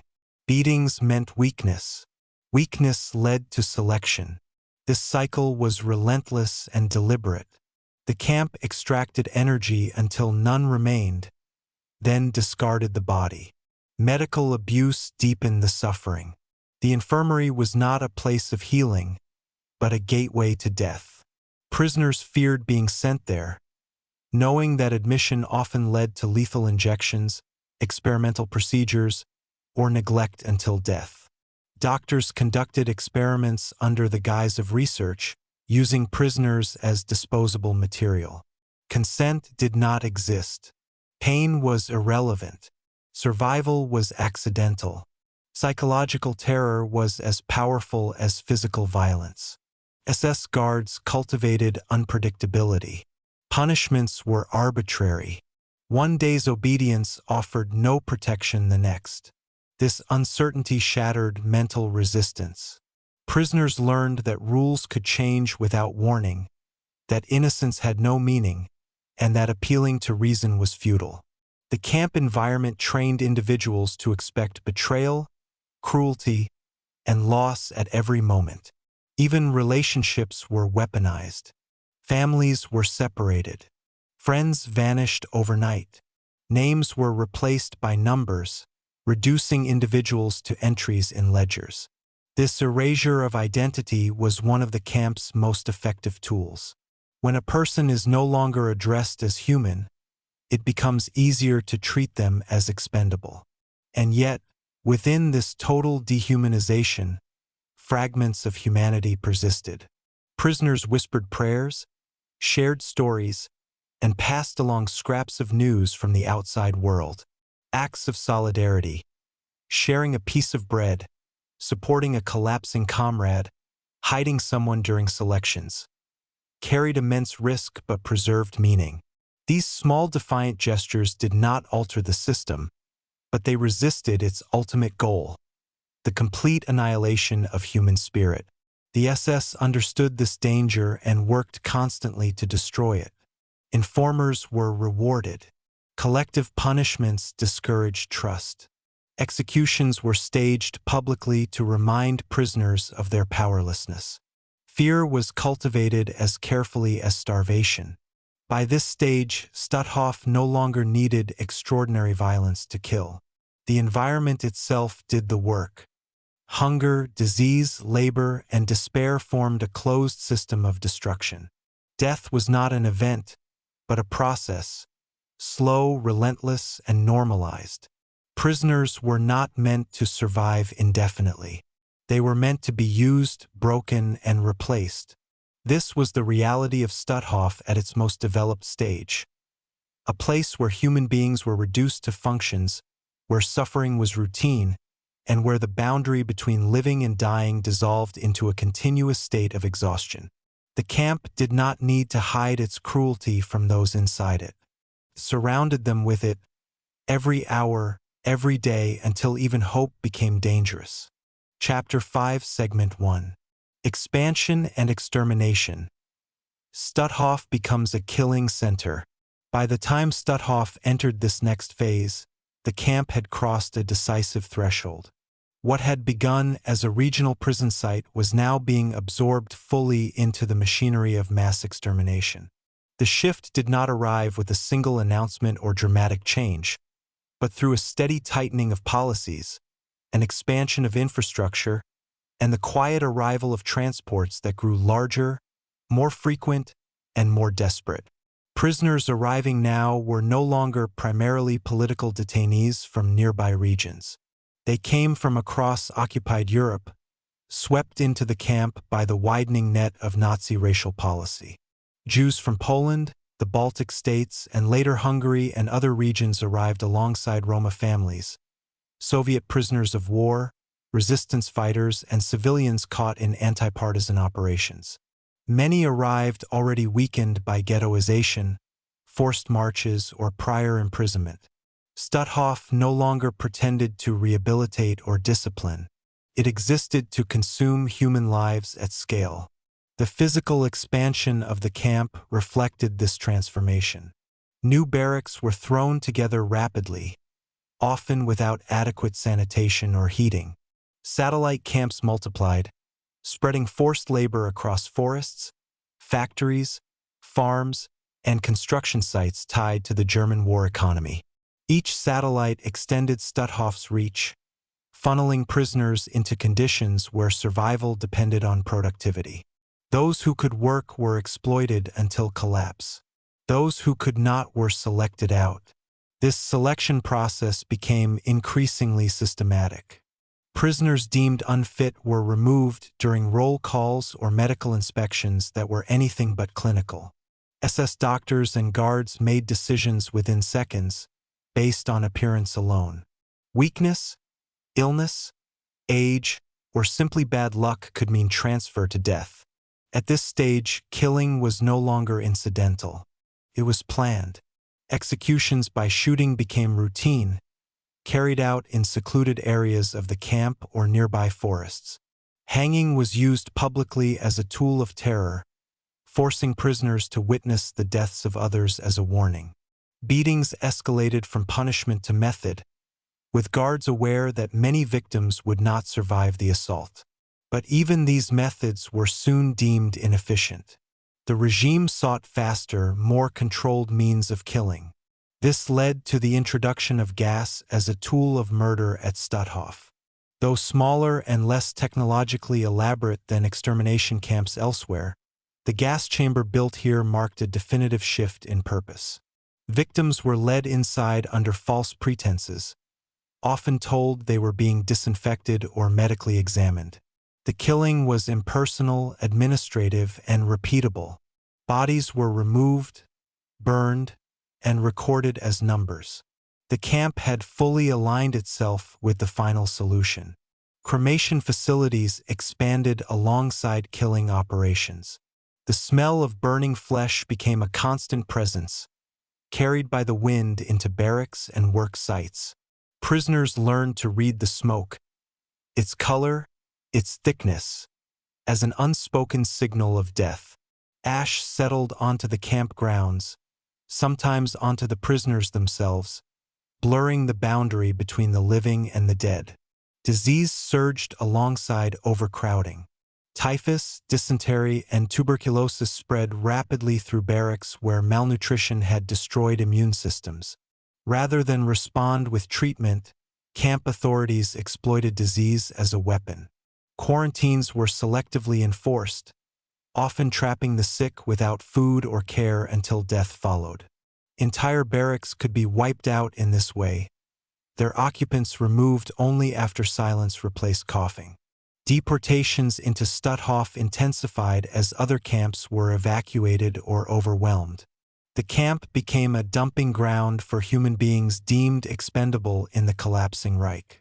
Transport conditions were brutal. Prisoners arrived packed into cattle cars, many already dead upon arrival. Survivors stumbled out disoriented, dehydrated, and terrified, only to face selections that determined whether they would live for weeks, days, or hours. The SS grew increasingly indifferent. Paperwork replaced judgment. Lists determined fate. Numbers moved from one column to another, and lives ended accordingly. Throughout this expansion, the camp's internal hierarchy tightened. POWs, prisoners forced into supervisory roles, were empowered to enforce discipline with violence. This system outsourced cruelty, turning survival into a competition that fractured solidarity. Those who resisted were crushed quickly. Those who complied sometimes lived longer, at the cost of carrying unbearable guilt. The moral injury inflicted by this system lingered long after liberation. By now, Stutthof was no longer simply a place of suffering. It was an engine of death operating with bureaucratic efficiency. Killing did not require rage or chaos. It required schedules, quotas, and obedience. Guards went home at night. Clerks filled out forms. Trains arrived on time. The system functioned precisely because it appeared ordinary to those running it. For the prisoners trapped inside, there was no longer any illusion of purpose beyond destruction. Hope narrowed to the smallest possibilities. Surviving another day, avoiding selection, sharing a moment of kindness. Yet even here, resistance persisted in fragile forms. Whispered warnings, hidden records, and acts of care that defied the logic of extermination. These acts did not stop the killing, but they preserved truth. And truth, though buried under ash and silence, would one day emerge. Chapter 5, Segment 2. Daily life inside a death camp. Starvation, violence, and control. By this stage in its history, daily life inside Stutthof had lost any remaining structure that resembled order or predictability. The camp no longer functioned around routine in the human sense, but around survival in its most stripped form. Every day began before dawn, not with a signal of purpose, but with fear. Prisoners were jolted awake by shouting, blows, or the cold itself. Sleep had never been rest. It was a shallow, broken state interrupted by nightmares, coughing, and the sound of bodies shifting on wooden planks. Barracks built for a few hundred now held many times that number. Men and women slept pressed together, sharing heat in winter and suffocating in summer. Lice crawled freely through clothing and hair. Disease spread invisibly, faster than any warning could be passed. Morning roll call was the first ordeal of the day. Prisoners were forced outside regardless of weather, standing for hours on frozen ground or in driving rain. The sick were dragged from bunks and beaten upright. Corpses from the night before were carried out and propped up to be counted among the living. Numbers mattered more than people. SS guards counted, recounted, and punished discrepancies with collective beatings. Sometimes roll calls lasted so long that prisoners collapsed and died where they stood. Their bodies were removed only after the count was complete. Food followed if it came at all. Rations were calculated to weaken, not sustain. A thin liquid called soup, often made from rotten vegetables or grain husks, was the primary meal. Bread was rationed in portions so small they disappeared in seconds. Hunger was constant and consuming. It hollowed the body and narrowed the mind. Prisoners dreamed of food, argued over crumbs, and measured time by meals that never satisfied. Starvation was not a byproduct of war shortages. It was policy. Weakness made control easier. Weakness shortened lives. Work assignments defined the rest of the day. Forced labor was the spine of Stutthof's existence. Prisoners were marched to quarries, forests, factories, and construction sites tied directly to the German war effort. They carried heavy loads, dug trenches, built roads, and produced materials under constant supervision. Beatings were routine. Any perceived slowness was punished. Accidents were treated as crimes. If a prisoner collapsed, they were either beaten until they stood or left to die. Productivity determined survival. Those who could not work were marked, sometimes subtly, sometimes immediately. Violence permeated every interaction. Guards used terror casually, unpredictably. A glance, a stumble, a whispered word could provoke lethal consequences. Public punishments were staged deliberately. Prisoners were forced to watch hangings, floggings, and executions, reinforcing the lesson that resistance was futile. The SS understood the psychology of domination. Fear was more effective than constant force. Uncertainty kept prisoners obedient. No rule was ever clear enough to follow safely. Medical care, where it existed, was another instrument of control. The infirmary was not a place of healing. It was a threshold between life and death. Doctors selected who might recover enough to return to labor and who would be removed permanently.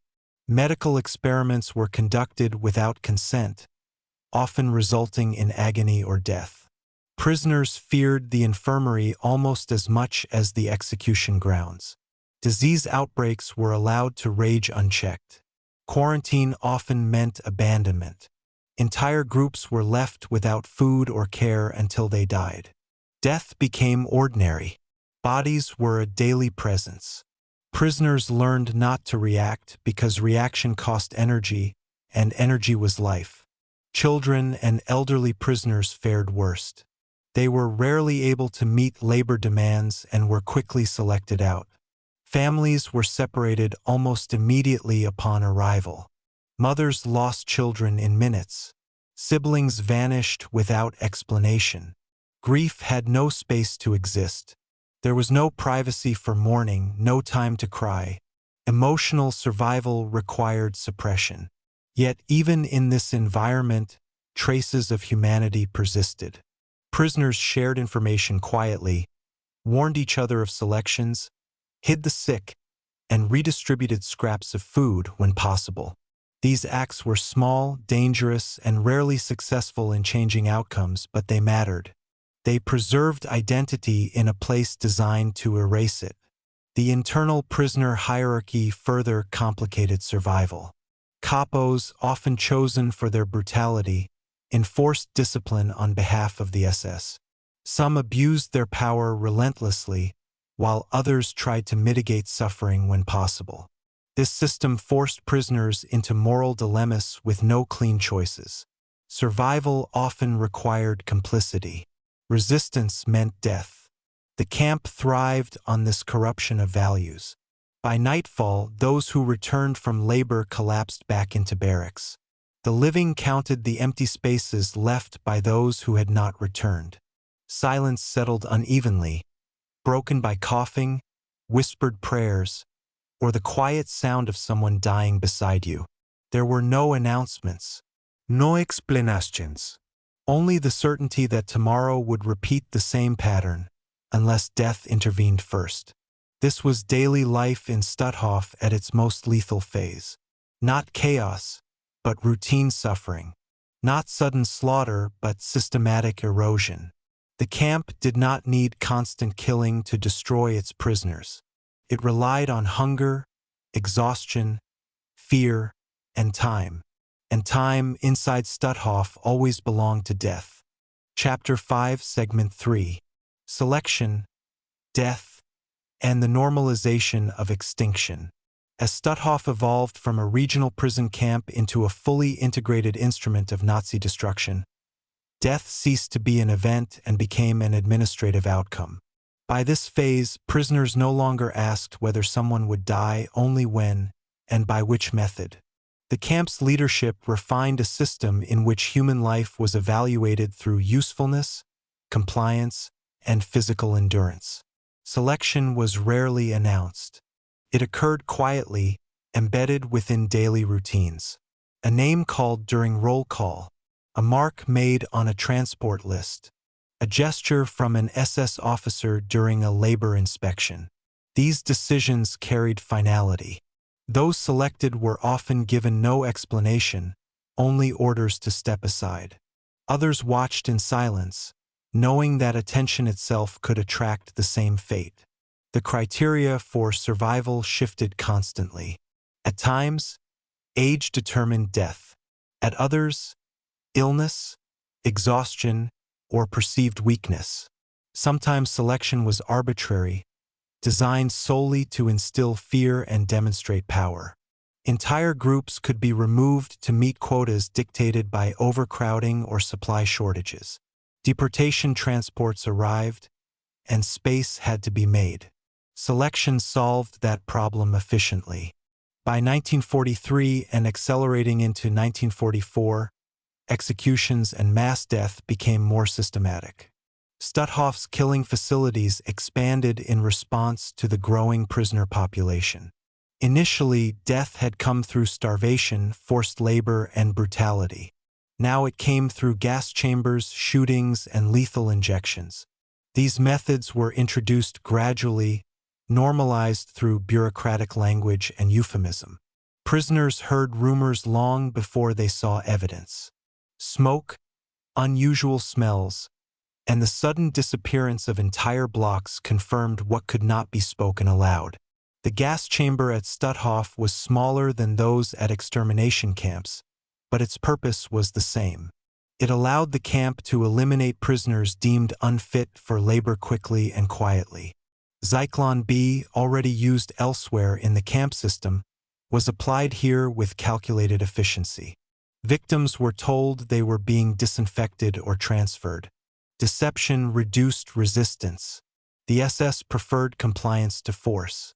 Bodies were removed, burned, and the process repeated. The camp crematorium worked constantly, but it could not keep pace with the volume of death.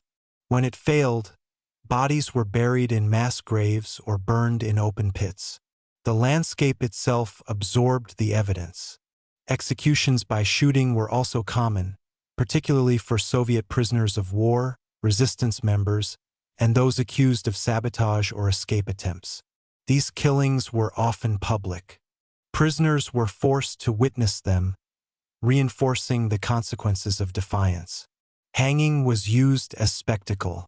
Victims were left suspended for hours, sometimes days, as warnings. The SS documented these acts meticulously. Reports were filed. Numbers recorded. Death was quantified, not mourned. Medical killing added another layer of horror. Prisoners deemed incurably ill or useless were murdered under the guise of treatment. Lethal injections, starvation wards, and deliberate neglect blurred the line between medicine and execution. Doctors participated willingly, protected by ideology and authority. Their role lent legitimacy to murder. Science became a shield for cruelty. For prisoners, this meant there was no refuge. Work could kill you. Illness could kill you. Seeking help could kill you. Even survival skills carried risk. Those who adapted too well might be accused of hoarding or favoritism. Those who failed were removed. Death seeped into every decision. The psychological impact was profound. Over time, prisoners learned to detach emotionally. To grieve openly was dangerous. It marked you as weak. Many survived by narrowing their world to immediate needs. Standing, breathing, eating, enduring. Long-term hope became unbearable. The future was too uncertain to imagine. Survival meant living minute to minute. Yet even here, traces of resistance endured. Prisoners memorized names of the dead, passed stories quietly, and made mental records for a time when someone might ask what happened. These acts were fragile, but they preserved truth in a system designed to erase it. The SS understood this danger. Witnesses threatened denial. That is why records were falsified, why bodies were destroyed, why transports were disguised. Stutthof was not meant to be remembered. It was meant to function, consume, and disappear. By the end of this phase, death had been fully normalized. It no longer shocked guards or administrators. It was simply part of operations. Prisoners were counted in the morning. Fewer returned at night. The gap was noted and filled. New transports arrived. The cycle continued. Stutthof did not need chaos to destroy life. It relied on order, on schedules, on rules that could never be followed safely. This was its greatest cruelty. Not the violence alone, but the transformation of murder into routine. In Stutthof, death was not a moment. It was a system, and for those trapped inside it, the only uncertainty left was how long the system would allow them to live. Chapter 6, Segment 1. The final expansion and the logic of total exhaustion. By the time the war entered its final, catastrophic phase, Stutthof concentration camp had crossed a point of no return. What had begun as a regional instrument of repression was now fully absorbed into the machinery of total war, its purpose sharpened by desperation and scale. As German losses mounted on the Eastern Front and Allied pressure intensified from the West, the Nazi leadership demanded ever more labor, ever faster output, and ever harsher discipline. Stutthof answered those demands by expanding outward and downward, swallowing surrounding villages, forests, and coastlines into a web of subcamps that stretched across Pomerania. This expansion was not chaotic.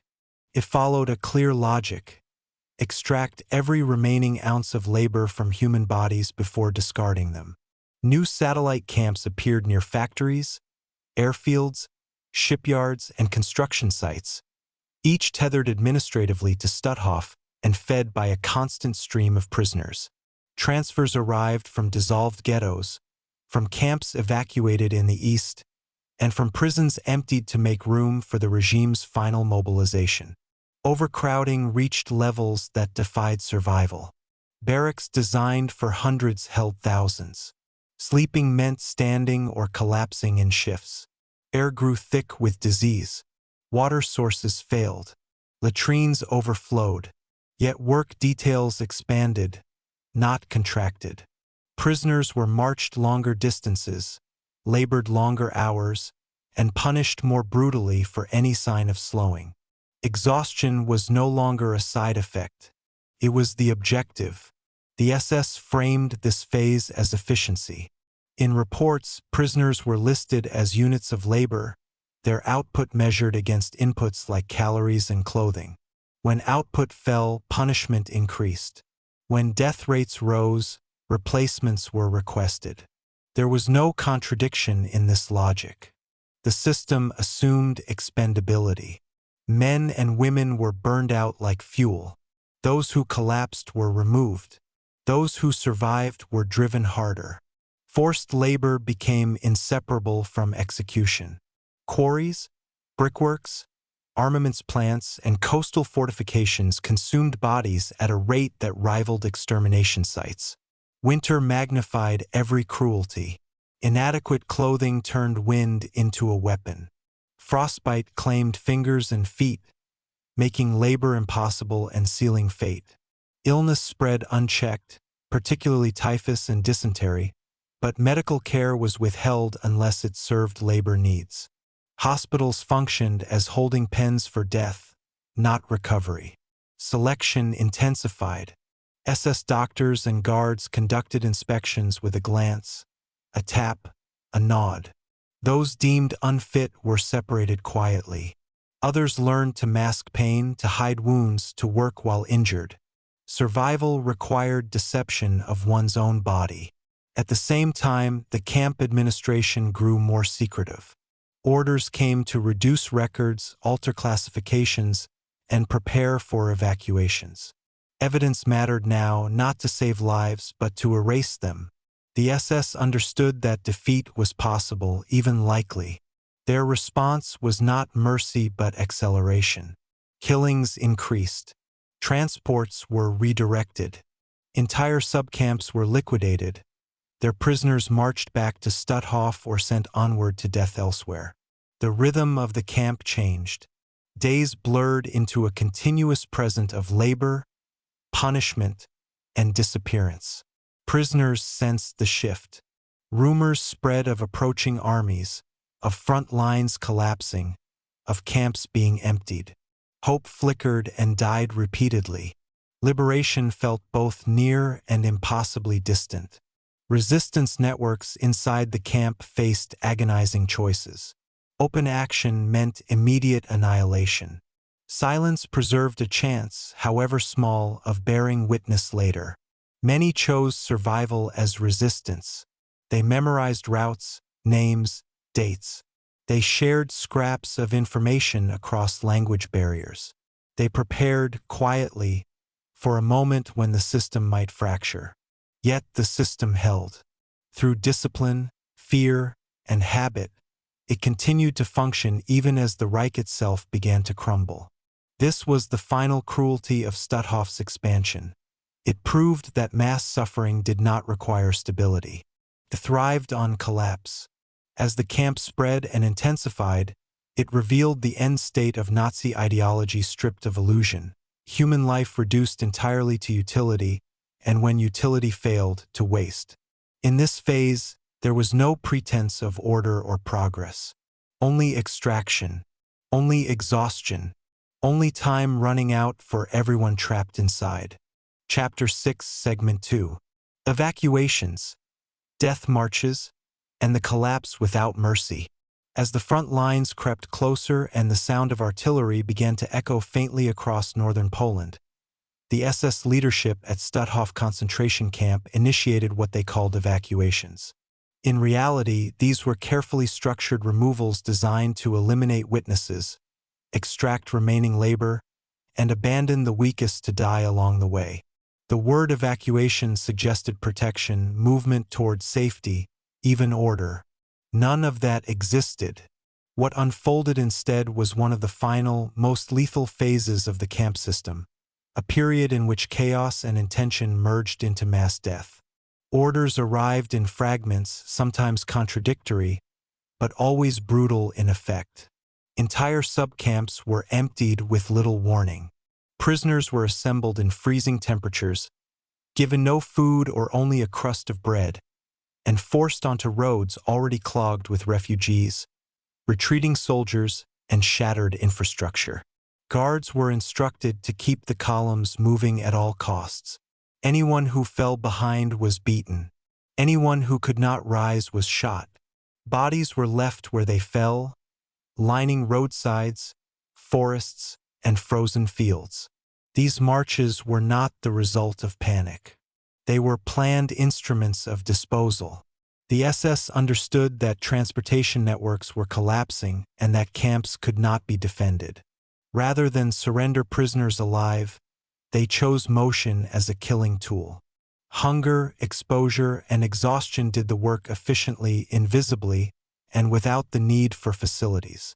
Winter amplified every cruelty. Snow soaked threadbare clothing. Shoes disintegrated. Frostbitten feet bled with each step. At night, prisoners collapsed into ditches, barns, or open fields, packed together for warmth, many never waking again. Disease spread rapidly.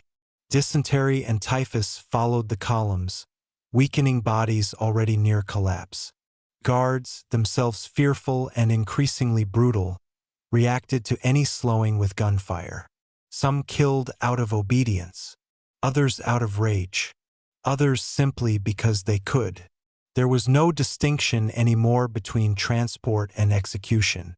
Within Stutthof itself, those not marched out faced a different form of abandonment. Supplies ceased. Food distributions stopped or shrank to almost nothing. Medical care disappeared entirely. Barracks became mass dying rooms. Corpses were stacked outside because there was no energy left to move them farther. Crematoria could not operate consistently due to fuel shortages, so bodies accumulated in open pits. The camp no longer functioned as a system of control. It had become a zone of unmanaged death. And yet, even in this collapse, the SS maintained hierarchy. Selections continued. Punishments were still enforced. Beatings still occurred for infractions that no longer mattered. This persistence of cruelty, even when authority itself was unraveling, revealed something essential about the camp's purpose. It was never about order alone. It was about domination until the very end. Prisoners sensed the contradiction.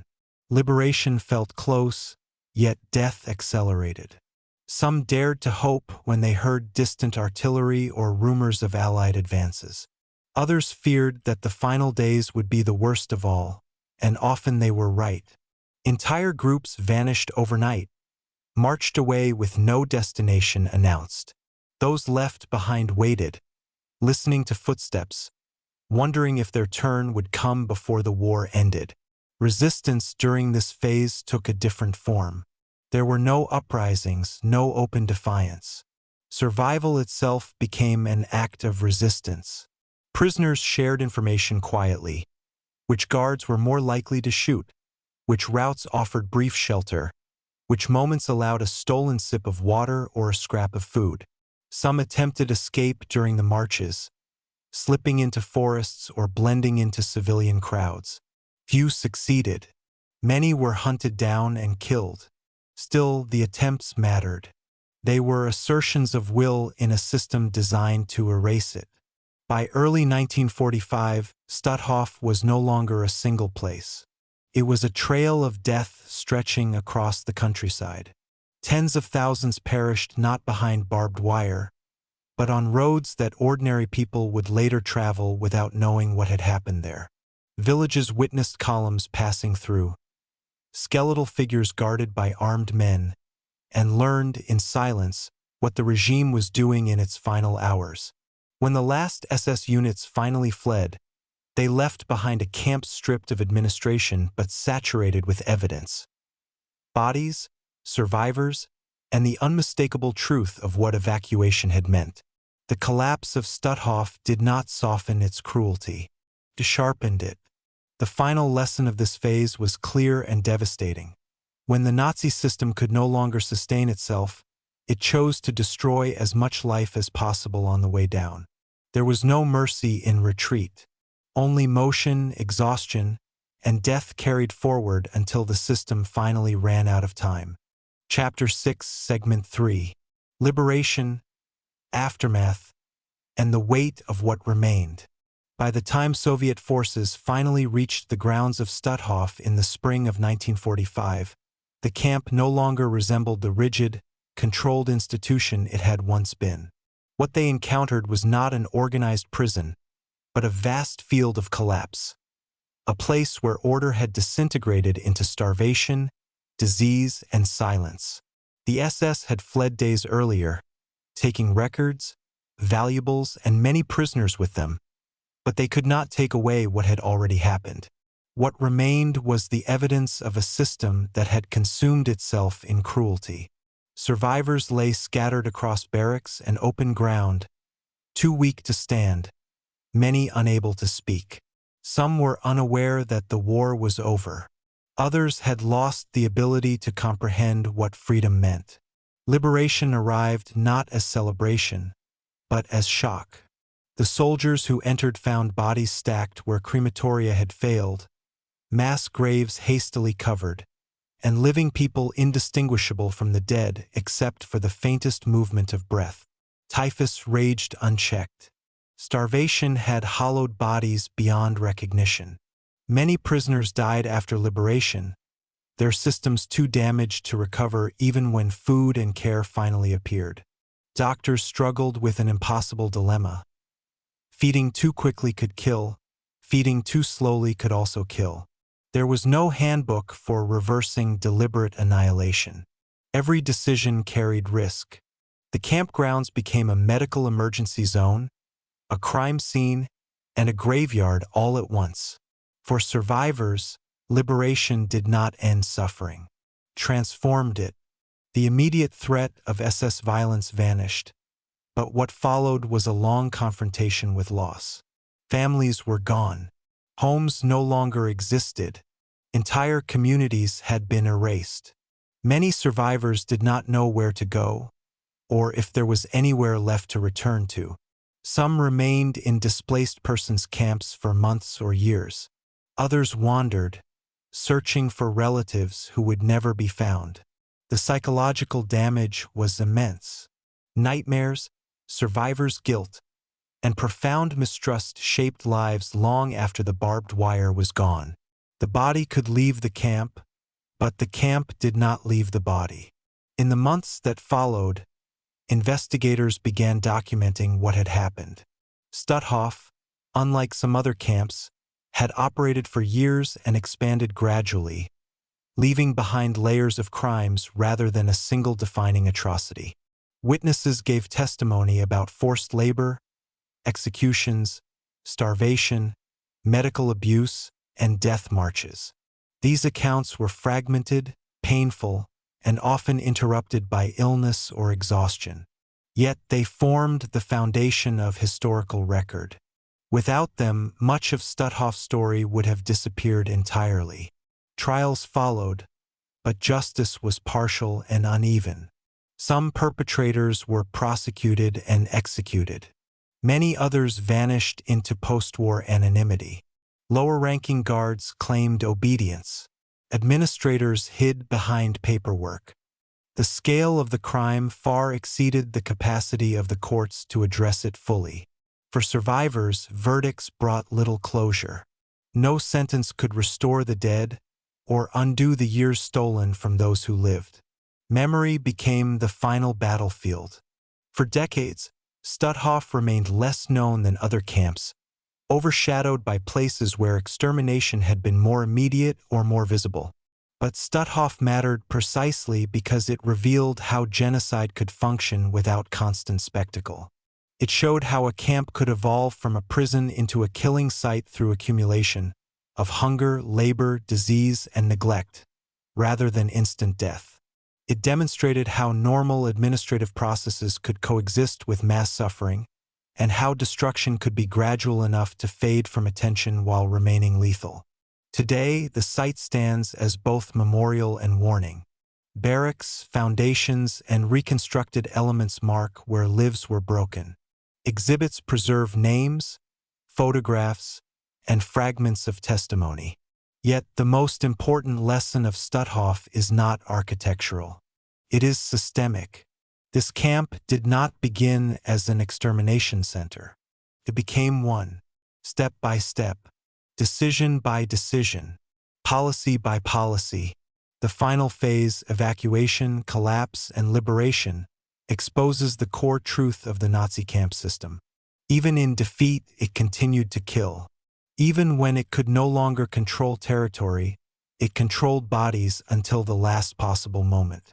Stutthof ended not with a final act of violence, but with abandonment, a refusal to care whether prisoners lived or died once they were no longer useful. That indifference was itself the final crime. Remembering Stutthof means understanding that genocide does not always announce itself with gas chambers and mass shootings alone. Sometimes it arrives through quotas, exhaustion, and time. And when it ends, it leaves behind not only graves, but survivors who carry the weight of what was done in places the world almost forgot. Chapter 7, Segment 1. Survivors, Displacement, and the Long Road Back to Life. When Stutthof finally ceased to function as a camp, survival did not immediately become freedom. For those who lived through it, liberation marked the end of one form of suffering and the beginning of another, quieter struggle, the effort to exist again in a world that had moved on without them. Survivors emerged not as victors, but as remnants. Their bodies were damaged by starvation, disease, forced labor, and exposure. Their minds were shaped by years of fear, humiliation, and constant loss. Many were children who had grown up behind barbed wire. Others were adults who had watched families vanish piece by piece. Liberation gave them life, but not direction. There were no instructions for how to return to humanity after being systematically stripped of it. In the days and weeks following the Soviet arrival, thousands of former prisoners remained in and around the camp because they were physically unable to leave. Medical teams struggled to stabilize people who had not eaten properly in months or years. Typhus and dysentery continued to claim lives even after the SS were gone. The camp, once a place of controlled cruelty, became a place of emergency care and mourning. Each death after liberation felt especially cruel, a reminder that survival had come too late for many. For those who recovered enough to move on, the outside world was unfamiliar and often hostile. Poland and the surrounding regions had been transformed by war. Cities lay in ruins. Borders had shifted. Entire Jewish communities had been erased. Survivors returning to their hometowns often found strangers living in their houses, their possessions gone, their neighbors silent or indifferent. In some cases, they encountered open hostility, resentment that they had returned at all. The idea that liberation meant going home was, for many, a painful illusion. There was no home to return to. Families had been murdered, synagogues destroyed, social networks erased. Survivors became displaced persons not only geographically, but emotionally and culturally. Many gathered in displaced persons camps across Europe, places meant to be temporary but which became long-term homes for thousands. In these camps, survivors attempted to rebuild fragments of normal life. They formed schools, religious groups, newspapers, and cultural organizations. Weddings were held. Children were born. These acts were not signs that suffering had ended, but that resistance continued in a new form. To live, to love, and to create after Stutthof was itself a defiance of what the camp had been designed to accomplish. Yet the psychological scars remained profound. Survivors carried memories that intruded into sleep and waking life alike. Ordinary sounds could trigger panic. Authority figures inspired fear rather than trust. Many struggled with survivors' guilt, the unbearable question of why they had lived when so many stronger, kinder, or younger people had not. Silence became common. Some spoke endlessly about their experiences. Others never spoke at all. Both were coping mechanisms in a world that often did not want to listen. In the immediate post-war years, there was little space for survivor voices. Europe was focused on rebuilding. Political priorities shifted quickly toward new conflicts and alliances. The crimes of the camps were acknowledged in general terms, but individual stories were often overlooked. Stutthof, in particular, remained on the margins of public awareness. It lacked the singular symbolism of camps like Auschwitz. Its victims had died slowly, anonymously, through labor and neglect rather than through one defining mechanism of murder. This made its history harder to communicate and easier to forget. Many survivors emigrated. Some went to Palestine, later Israel. Others traveled to the United States, Canada, South America, or Australia. Emigration was not always a choice, but a necessity. Remaining in Europe often meant living among the ruins of trauma. Starting over elsewhere offered the possibility, though never the guarantee, of distance from the past. Even then, the camp followed them. Numbers tattooed on arms, injuries that never healed, and memories that resurfaced without warning became lifelong companions. Survivors built families, careers, and communities, but always with an awareness of how fragile those things could be. For decades, Stutthof existed primarily in survivor memory rather than public consciousness. Testimony was recorded sporadically, often late in life. Many survivors did not believe their stories would matter, or feared they would not be believed. Others simply lacked the strength to relive the past. As time passed, silence became another kind of loss. Each survivor who died without telling their story took with them a piece of history that could never be recovered. This segment of Stutthof's history, the survivor experience after the camp, reveals a truth often overlooked in discussions of liberation. Ending a system of terror does not undo its effects. Survival is not a return to what existed before, but the creation of something entirely new under the weight of what was destroyed. Stutthof did not end when the gates were opened. It continued to exist in the lives of those who walked out, shaping their futures, their families, and their understanding of humanity itself. Chapter 7, Segment 2. Testimony, Silence, and the Struggle to be Heard. For many survivors of Stutthof, the greatest challenge after physical survival was not hunger or displacement but memory, and the burden of deciding what to do with it. The world they emerged into was exhausted by war and eager to move forward. People wanted rebuilding, stability, and normal life. Stories of camps like Stutthof, where death had come slowly through labor, disease, and neglect, did not fit easily into narratives of victory or liberation. There were no dramatic ruins that demanded attention, no single moment of mass murder that could be condensed into a symbol. Instead, there were years of quiet suffering, cruelty administered through routine, and deaths that left little visible trace. Explaining this kind of evil required patience from listeners and courage from speakers, and for a long time both were in short supply. Survivors who attempted to testify often encountered disbelief, discomfort, or polite indifference. Some were told to be grateful they had lived and to stop dwelling on the past. Others were encouraged to focus on rebuilding rather than remembering. In certain places, anti-Semitism and political hostility persisted, making it dangerous or humiliating to speak openly. Silence became a shield. Many survivors learned to compartmentalize their experiences, speaking of the camp only to other former prisoners who did not need explanation.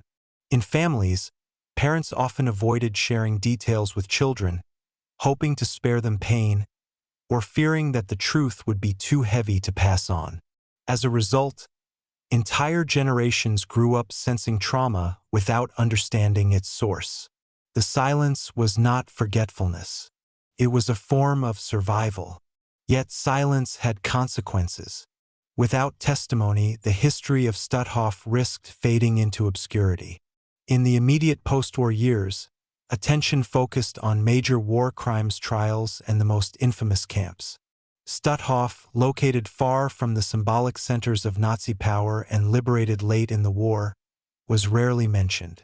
Its records were incomplete.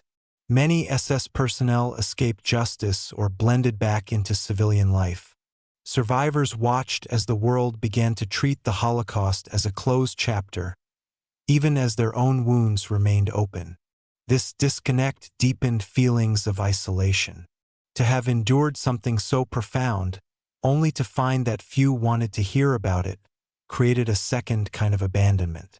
Over time, however, a gradual shift began.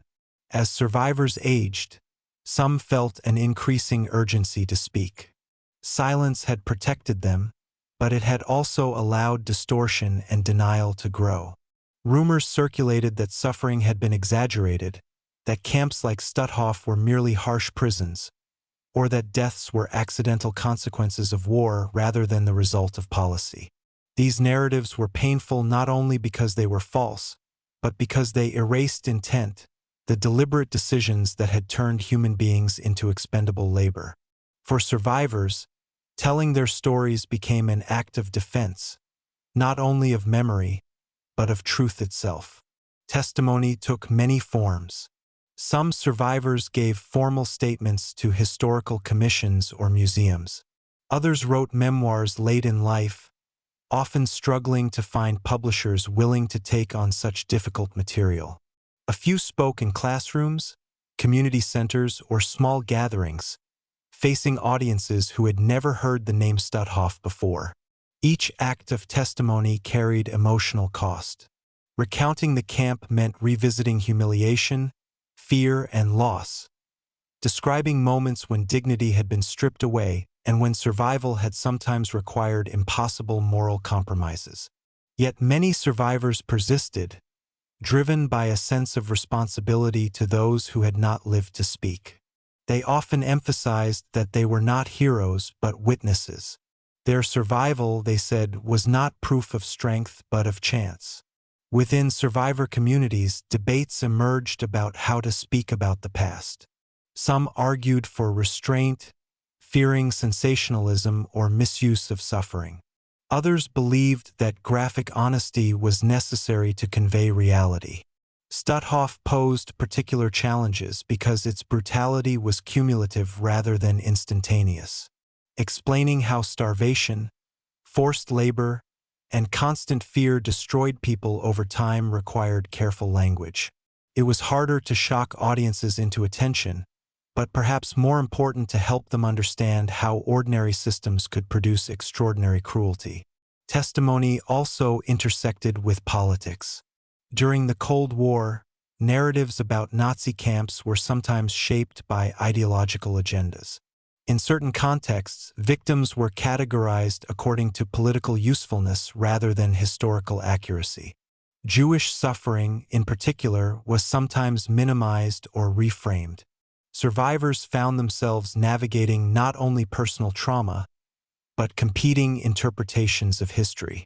The truth of Stutthof risked being reshaped by forces far removed from the camp itself.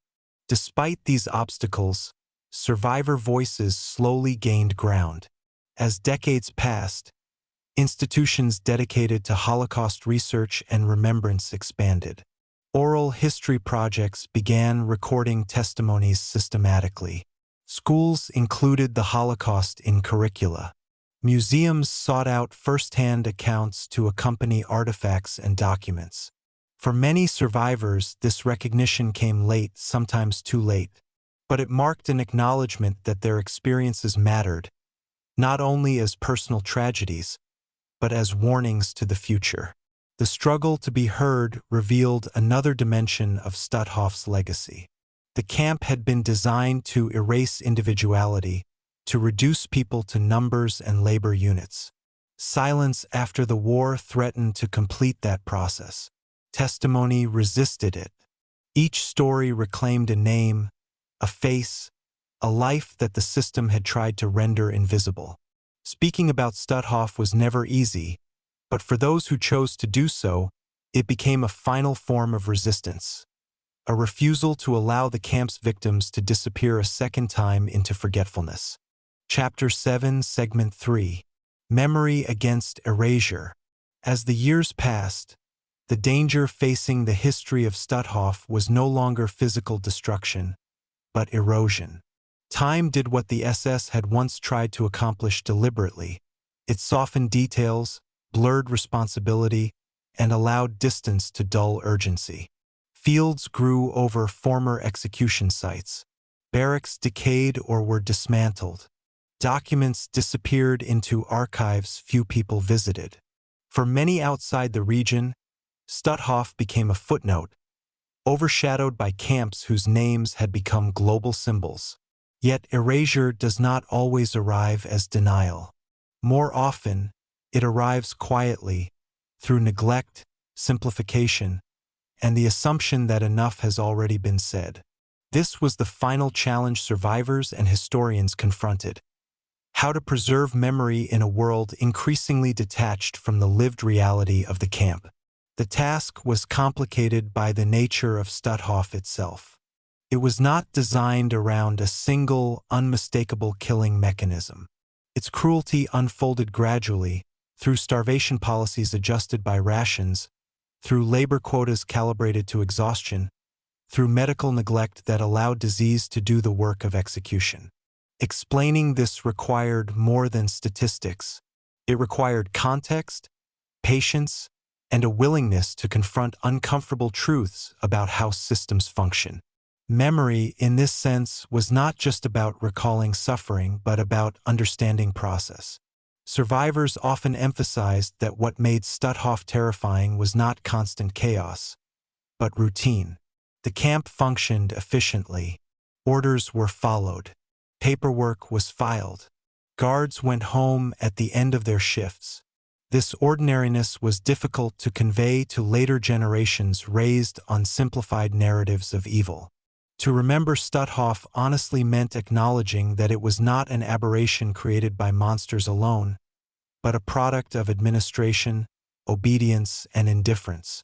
Museums and memorial efforts gradually began to reflect this complexity.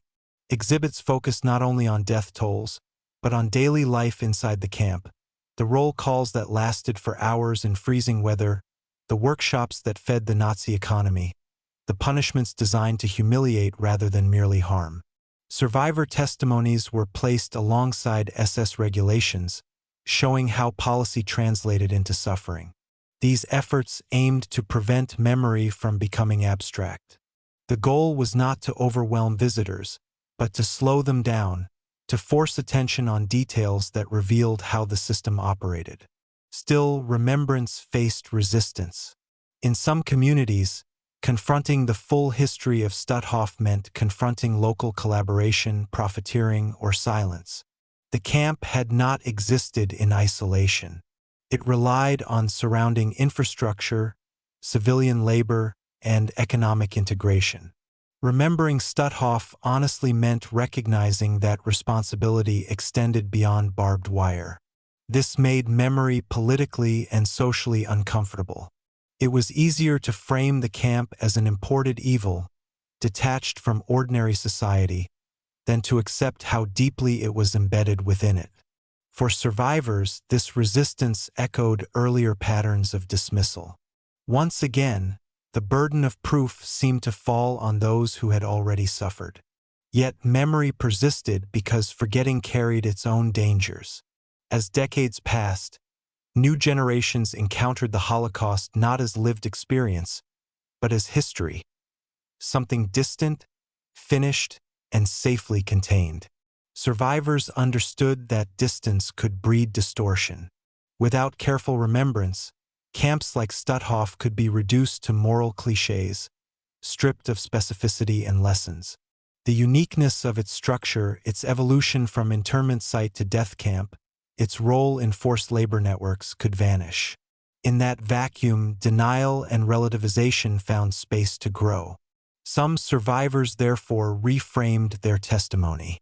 Instead of recounting only what had happened to them, they focused on explaining how it had happened, how laws normalized exclusion, how bureaucracy masked violence, how language transformed murder into procedure. Memory became educational rather than confessional. This shift was not a retreat from emotion, but a strategy to reach audiences who might otherwise disengage. It was an attempt to make Stutthof relevant not only as a tragedy of the past, but as a warning for the future. Memorial ceremonies at the former campsite took on similar meaning. They were not only acts of mourning, but acts of interruption, moments designed to break the flow of everyday life and force recognition of what had occurred there. Names were read aloud. Dates were spoken. Silence was observed deliberately, not as avoidance, but as acknowledgement. These rituals countered the anonymity the camp had imposed on its victims. Each remembered name pushed back against the logic that had treated people as interchangeable. Over time, memory also became a responsibility passed on. As survivors aged and their numbers dwindled, the question shifted from whether to remember to who would remember next. Educators, historians, and descendants took up the task, aware that they were inheriting stories rather than experiences. This required humility. To speak about Stutthof without having lived it meant relying on testimony with care, resisting the temptation to dramatize or simplify. It meant preserving uncertainty where it existed and acknowledging gaps in the record. Memory, when done responsibly, accepted limits rather than pretending to complete understanding. The legacy of Stutthof ultimately rests in this tension between what can be known and what must be honored. The camp stands as evidence that suffering does not need spectacle to be catastrophic. It shows how systems built for control can become engines of destruction, and how ordinary structures can be repurposed to extraordinary harm. Remembering Stutthof is therefore not only an act of respect for its victims, but an act of vigilance. It insists that history is not only about what happened, but about how easily it can happen again when memory fades and responsibility dissolves. Chapter 8, Segment 1. The Final Transports and the Collapse of Control. By late 1944, the world around Stutthof was collapsing, but inside the camp the machinery of suffering intensified rather than slowed. The Eastern Front was moving rapidly westward, and the Soviet advance was no longer an abstract threat discussed in whispers. It was audible, measurable, and undeniable. Artillery thundered in the distance. Refugees streamed through nearby towns. German administrative authority across occupied territories was unraveling. Yet Stutthof did not dissolve into chaos immediately. Instead, it entered its most lethal phase. As other camps were evacuated ahead of advancing armies, tens of thousands of prisoners were pushed into Stutthof and its satellite camps, transforming an already brutal system into an overcrowded disaster zone. Trains arrived without warning, packed with emaciated prisoners from camps in the Baltics, from evacuated ghettos, from labor sites that had been liquidated overnight. These transports were not planned for accommodation. They were acts of desperation. Prisoners were unloaded into a camp that no longer had barracks, food reserves, medical capacity, or sanitation to sustain them. Stutthof, which had evolved over years into a controlled instrument of exploitation, now became a reservoir for human beings the regime no longer knew how to manage or no longer cared to. Overcrowding reached catastrophic levels. Barracks built for a few hundred now held thousands. Floors disappeared beneath layers of bodies. Prisoners slept standing, sitting, or pressed together in shifts. Air became unbreathable. Disease spread unchecked, particularly typhus and dysentery, accelerated by lice, contaminated water, and total exhaustion. Medical facilities existed in name only. The camp infirmary became a place where people went not to heal, but to die more quickly. SS doctors and orderlies, overwhelmed and indifferent, often refused admission altogether. Selection for treatment was arbitrary, driven by labor needs rather than medical necessity. Those deemed too weak to work were left where they lay. Food distribution collapsed into symbolic gestures, watery soup ladled once per day, bread rations reduced to fragments, sometimes withheld entirely as punishment or due to shortages. Starvation, already a constant companion in Stutthof, now became the primary cause of death. Bodies wasted away rapidly. Muscles disappeared. Faces hollowed. Prisoners lost the strength even to beg. Death became so frequent that counting ceased to matter. Corpses were removed irregularly, sometimes left for days among the living. Cremation capacity was overwhelmed, forcing mass burials or open-air disposal. The camp's infrastructure, never designed for humanity, now failed completely under the weight of its victims. Yet even in this breakdown, control did not vanish. SS authority remained brutal and immediate. Beatings continued. Roll calls were enforced, sometimes lasting hours despite freezing temperatures and collapsing prisoners. Escape attempts, rare and desperate, were punished collectively.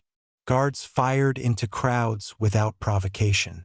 Violence became less structured but more unpredictable, driven by fear, rage, and the knowledge that accountability was approaching.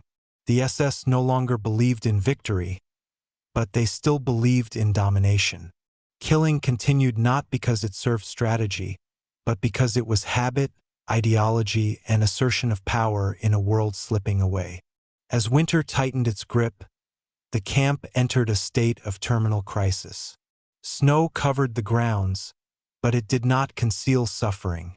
It preserved it. Prisoners froze without adequate clothing. Shoes disintegrated. Frostbite claimed limbs. The sick lay motionless, unable to rise for roll call, and were beaten or shot where they lay. Sanitation collapsed entirely. Latrines overflowed. Water froze. Cleanliness, already impossible, became meaningless. The smell of decay saturated the camp. Guards avoided certain areas not out of compassion, but because disease threatened them as well. Ironically, it was fear of infection rather than moral reckoning that finally forced some administrative changes, though these were too little and far too late. Amid this collapse, the SS faced a dilemma they had never planned to solve. Stutthof was full, the front was near, and evacuation was inevitable. Yet evacuating tens of thousands of starving, sick prisoners across frozen terrain was logistically impossible. The solution, when it came, was characteristically brutal: death marches. Orders were issued not to save lives, but to remove witnesses. Prisoners were assembled with minimal preparation and forced onto roads leading west. Those who could not walk were shot. Those who fell behind were beaten or executed. Columns stretched for kilometers through snow-covered countryside, leaving trails of bodies behind them. Civilians along the routes witnessed scenes of horror: skeletal figures collapsing, guards firing into crowds, corpses abandoned in ditches. Stutthof was emptying itself not into safety, but into open-air extermination. Inside the camp, those left behind, too sick to march or temporarily spared by circumstance, faced their own ordeal. Guard numbers dwindled as SS units retreated or deserted. Discipline fractured. Some guards fled. Others doubled down on cruelty. Prisoners organized in small, fragile networks, sharing information, hiding the weakest, and preparing for the possibility of liberation without knowing when or by whom it would come. Survival now depended less on obedience and more on chance, solidarity, and the ability to remain unseen. Stutthof, in these final months, revealed the true nature of the system it represented. Stripped of efficiency, stripped of propaganda, stripped of future ambitions, what remained was naked contempt for human life. The camp no longer pretended to be anything else. It was not correcting, reforming, or exploiting. It was discarding. And in that final function, it reached its deadliest form. Chapter 8, Segment 2. Death Marches, Desperation, and the Unraveling of the System. As January 1945 deepened, the collapse of Stutthof entered a new and even more lethal phase. What had begun as overcrowding and starvation inside the camp now spilled outward into the forests, roads, and frozen villages of northern Poland. The SS no longer attempted to sustain the prisoner population. Instead, they moved to erase it. Evacuation orders arrived not as plans for transfer, but as instructions for removal at any cost. The term Death March was never written into official documents, yet it became the defining reality for tens of thousands of Stutthof prisoners. Columns were assembled hastily, often in the dark, with little explanation. Prisoners were ordered to line up, sometimes with minutes of warning, sometimes after nights without food or sleep. They were told they were being moved to safer locations deeper inside Germany. Many knew this was a lie. By this stage of the war, rumors traveled faster than orders. Survivors of earlier evacuations had already reached Stutthof with stories of marches that led nowhere, of guards shooting those who collapsed, of roads lined with bodies.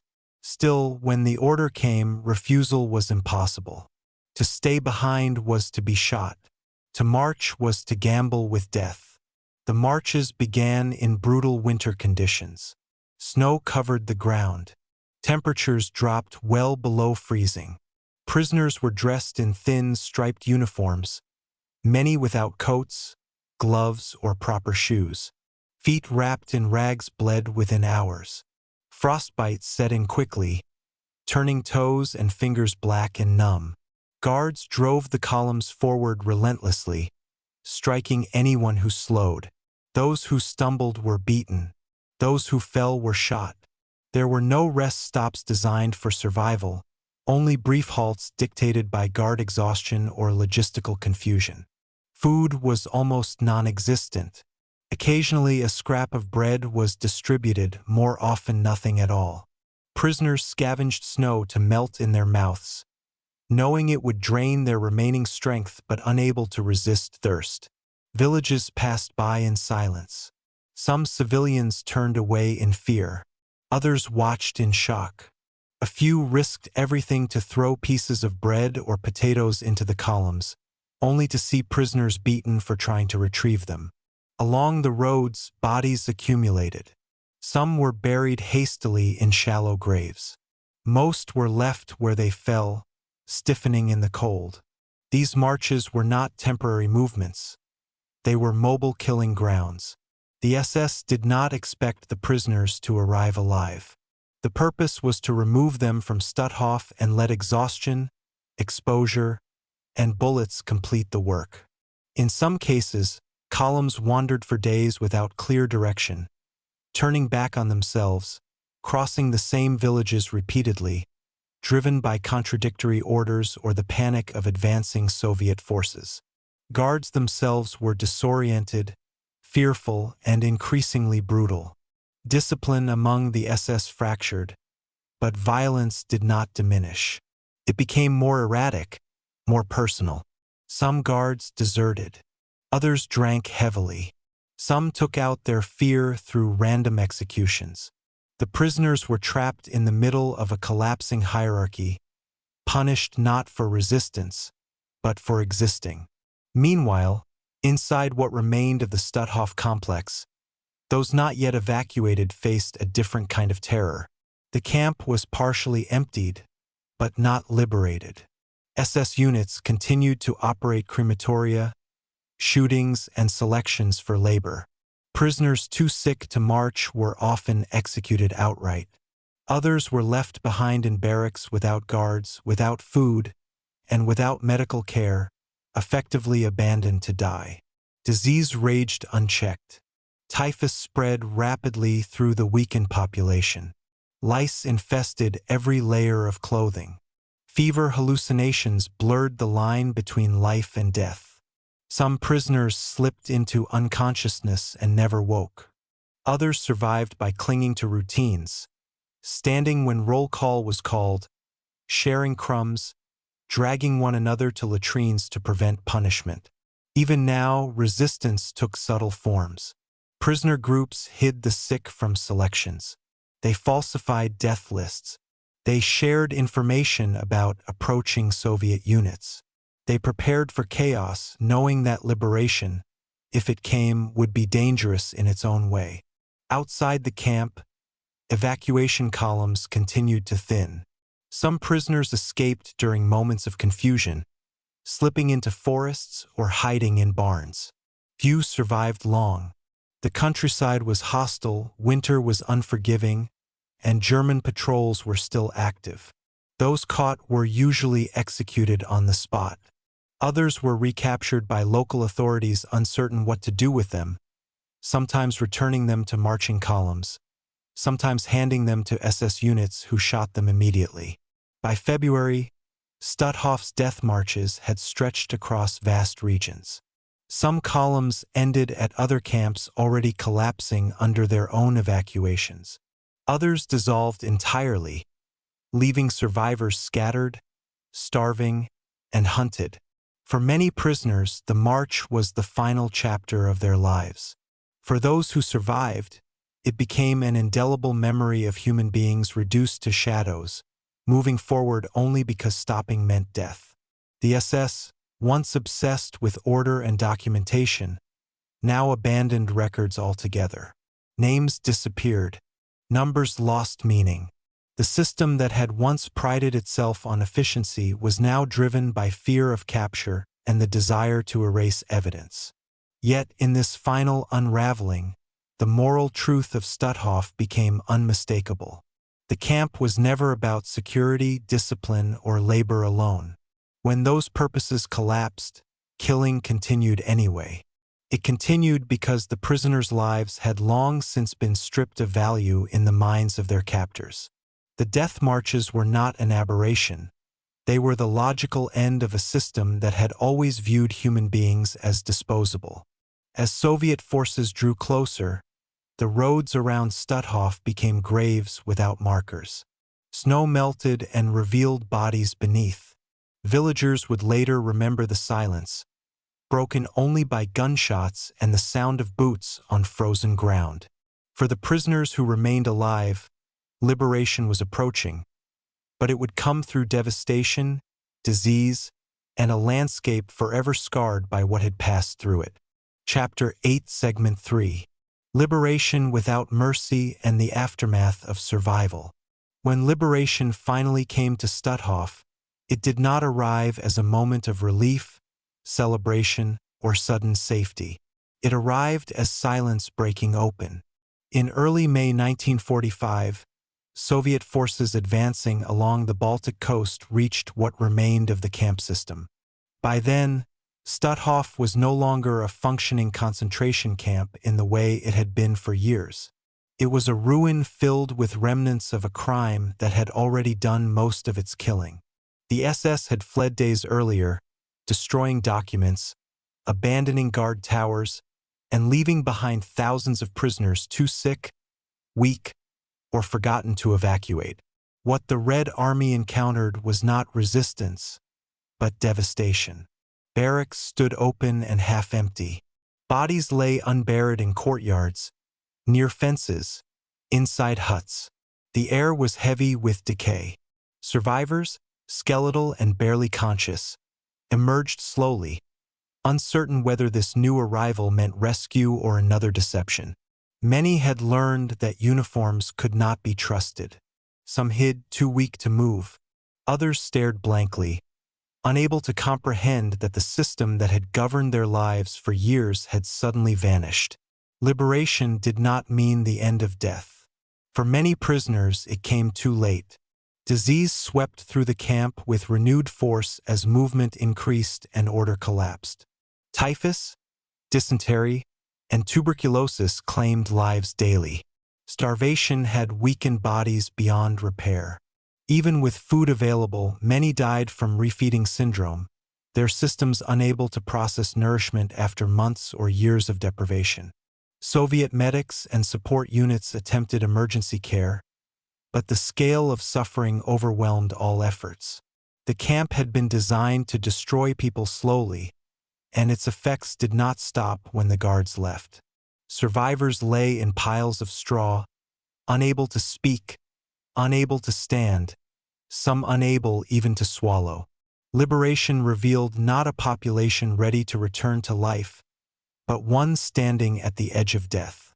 For the Red Army soldiers, many hardened by years of brutal warfare, Stutthof was still shocking. They had seen battlefields, mass graves, destroyed cities. But the concentration camp represented a different kind of horror, one without the chaos of combat, one shaped by deliberate policy and sustained cruelty. Soviet photographers documented what they found. Investigators recorded testimonies. Mass graves were uncovered. Survivors were questioned gently, then later in more formal settings, to piece together how the camp had operated. Yet even as evidence was gathered, justice remained distant. Many perpetrators had escaped. Some SS personnel blended into refugee populations. Others were captured months or years later. The immediate priority was survival, not prosecution. As order slowly returned, Stutthof became a place of transition. Survivors were registered, sorted, and transported to hospitals, displaced persons camps, or repatriation centers. For many, the question of home had no answer. Entire families were gone. Communities no longer existed. Some survivors returned to towns where neighbors refused to acknowledge what had happened.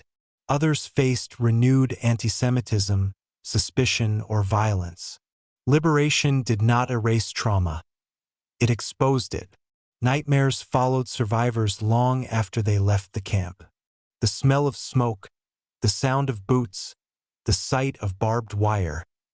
These became permanent memories, resurfacing without warning.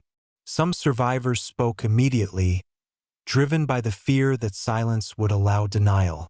Others remained quiet for decades, unable to put words to experiences that felt beyond language.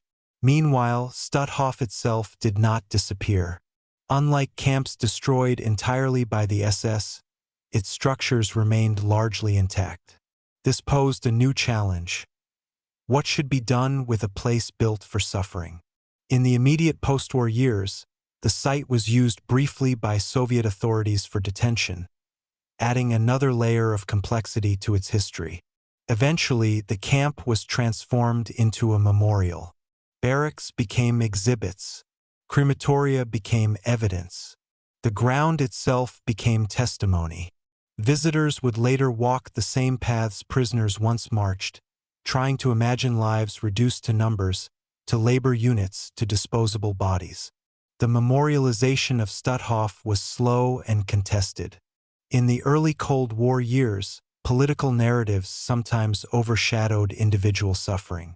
Yet over time, survivor testimonies reclaimed the story.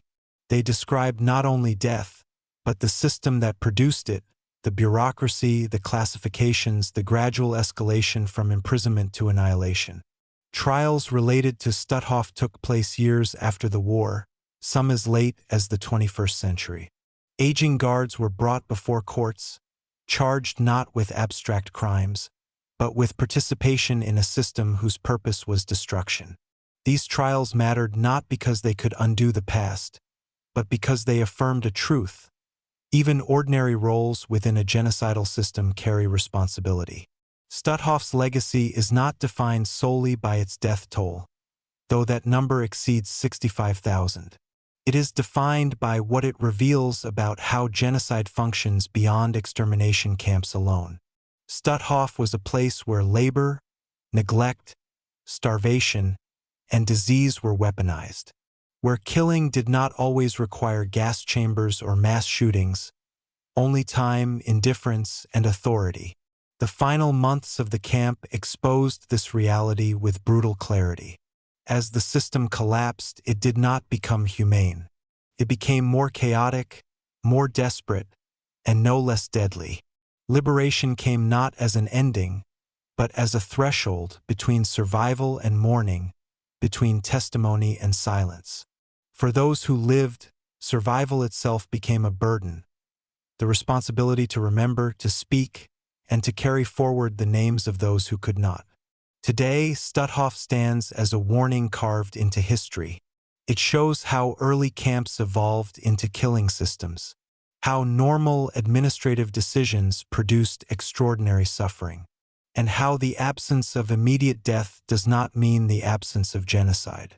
The camp was not forgotten because it was insignificant, but because its cruelty was gradual, systematic, and easy to overlook until it was too late.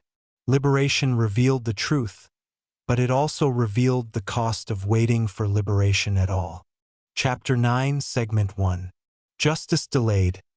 Investigations, trials, and the problem of accountability. In the years immediately following the collapse of Nazi Germany, the question of justice hung heavily over places like Stutthof, but answers did not come quickly or easily. The camp had operated for more than 5 years, evolving from a civilian internment site into a fully integrated concentration camp system that consumed tens of thousands of lives. Yet when the war ended, many of those responsible were already gone. SS officers had fled westward, destroyed records, adopted false identities, or disappeared into the chaos of post-war Europe. Others were captured, but their crimes were often buried beneath the sheer scale of Nazi atrocities unfolding across the continent. In this environment, Stutthof became one of many crime scenes competing for attention in a world struggling to comprehend genocide itself. Soviet investigators were among the first to document what had happened there. They collected physical evidence, photographed mass graves, and recorded survivor testimonies that described executions, starvation, forced labor, and medical abuse. These early investigations were essential, but they were shaped by the political realities of the time. The focus was often on proving the criminality of the Nazi system as a whole rather than establishing detailed chains of responsibility for individual perpetrators. Many survivors who gave testimony did so while still gravely ill, traumatized, and uncertain whether their words would ever matter. For them, speaking was not about punishment alone, but about preventing erasure. The larger international spotlight soon shifted to the Nuremberg trials, where top Nazi leaders were prosecuted for crimes against humanity. While Nuremberg established crucial legal precedents, it also had a side effect. Countless lower-level perpetrators slipped into obscurity. Camp guards, administrative clerks, medical personnel, and local collaborators were rarely household names. Yet it was precisely these individuals who made camps like Stutthof function day after day. The machinery of genocide did not rely solely on architects and ideologues. It depended on thousands of people who followed orders, filled out forms, enforced discipline, and normalized brutality as routine work. In the case of Stutthof, early trials were limited and fragmented. Some SS personnel were prosecuted by Polish courts in the late 1940s. These trials documented horrific acts, including beatings, executions, and the direct participation of guards in mass murder. Several perpetrators were sentenced to death or long prison terms. Yet even these proceedings could not capture the full scope of the camp's operation. Many witnesses were dead. Many documents were destroyed. Many defendants claimed ignorance, obedience, or distance from the worst crimes. As decades passed, the urgency of prosecution faded in public consciousness. Europe rebuilt. Cold War politics reshaped alliances. Former Nazis reintegrated into civilian life, particularly in West Germany, where economic recovery often took precedence over moral reckoning. Survivors watched as men who had worn SS uniforms became factory managers, civil servants, or neighbors. For many, this was a second betrayal, a reminder that survival did not guarantee justice. The silence surrounding Stutthof was reinforced by geography and narrative. Unlike Auschwitz, it was not immediately recognized as a symbol of the Holocaust. Its victims came from many countries and categories: Jews, Poles, Soviet prisoners of war, political dissidents, and others deemed expendable. This diversity, combined with the absence of a single defining extermination method, made its story harder to summarize and easier to overlook. Yet the passage of time did not erase responsibility. Beginning in the late 20th century and continuing into the 21st, a new legal approach emerged in Germany and elsewhere. Courts began to prosecute former camp personnel not for specific acts of murder, which were often impossible to prove decades later, but for participation in a system of killing. This marked a profound shift. The argument was simple but powerful. Serving in a concentration camp whose purpose was mass death made one complicit in murder, regardless of rank or direct violence. Stutthof returned to the legal stage through this lens. Former guards, many in their 90s, were summoned to court. Some appeared frail, confused, or defensive. Others denied knowing what the camp truly was. Survivors testified again, their voices trembling but resolute, describing selections, beatings, and the constant presence of death. These trials were not about revenge. They were about acknowledgement. They affirmed that time does not nullify responsibility, and that ordinary participation in extraordinary crimes still carries moral weight. The delayed justice of Stutthof reveals a deeper truth about genocide. Accountability is often the slowest process of all. Killing can be organized efficiently. Suffering can be inflicted systematically. But confronting the consequences, legally, morally, and socially, can take generations. The camp's history challenges the comforting belief that evil is always punished swiftly or decisively. Instead, it shows how easily perpetrators can disappear into normal life, protected by silence, bureaucracy, and the passage of years. For survivors, justice was never complete. No verdict could restore lost families, stolen childhoods, or years of suffering. Yet each investigation, each trial, and each recorded testimony pushed back against denial. They transformed memory into evidence and silence into record. Stutthof's legacy in the realm of justice is therefore not defined by the number of convictions alone, but by the principle that even the most forgotten crimes demand recognition. The camp reminds the world that genocide is not only a historical event, but a legal and ethical challenge that does not expire. Justice delayed is not justice denied only when memory endures, and Stutthof endures as a case study in how difficult, fragile, and necessary that pursuit truly is. Chapter 9, Segment 2. Survivors as Witnesses. Memory, Testimony, and the Battle Against Denial. For those who survived Stutthof, liberation did not mean freedom from the camp. It meant carrying it forward, in their bodies, in their memories, and in the burden of explaining what many did not want to hear. Survival itself was often accidental, shaped by chance assignments, temporary strength, or the decisions of others who did not survive. When the war ended, survivors emerged not only malnourished and ill, but deeply isolated. Entire families were gone. Communities had vanished. Homes no longer existed, and yet the world they returned to often demanded proof. Proof that what they described had truly happened.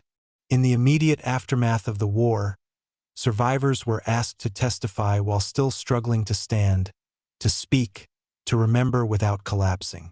Many gave statements to investigators in hospital beds, refugee camps, or temporary shelters. Their testimonies described starvation so severe that prisoners fought over scraps, executions carried out in full view, selections disguised as medical checks, and the quiet terror of knowing that survival depended on remaining invisible. These early accounts were crucial, but they were also fragmented, shaped by trauma and exhaustion. Survivors were not historians. They were witnesses, and the weight of that role would follow them for decades. As time passed, memory itself became a battleground. In post-war Europe, there was a strong desire to move on. Reconstruction demanded optimism, productivity, and silence. For survivors, speaking about camps like Stutthof often meant reopening wounds in societies eager to forget. Some were told they exaggerated.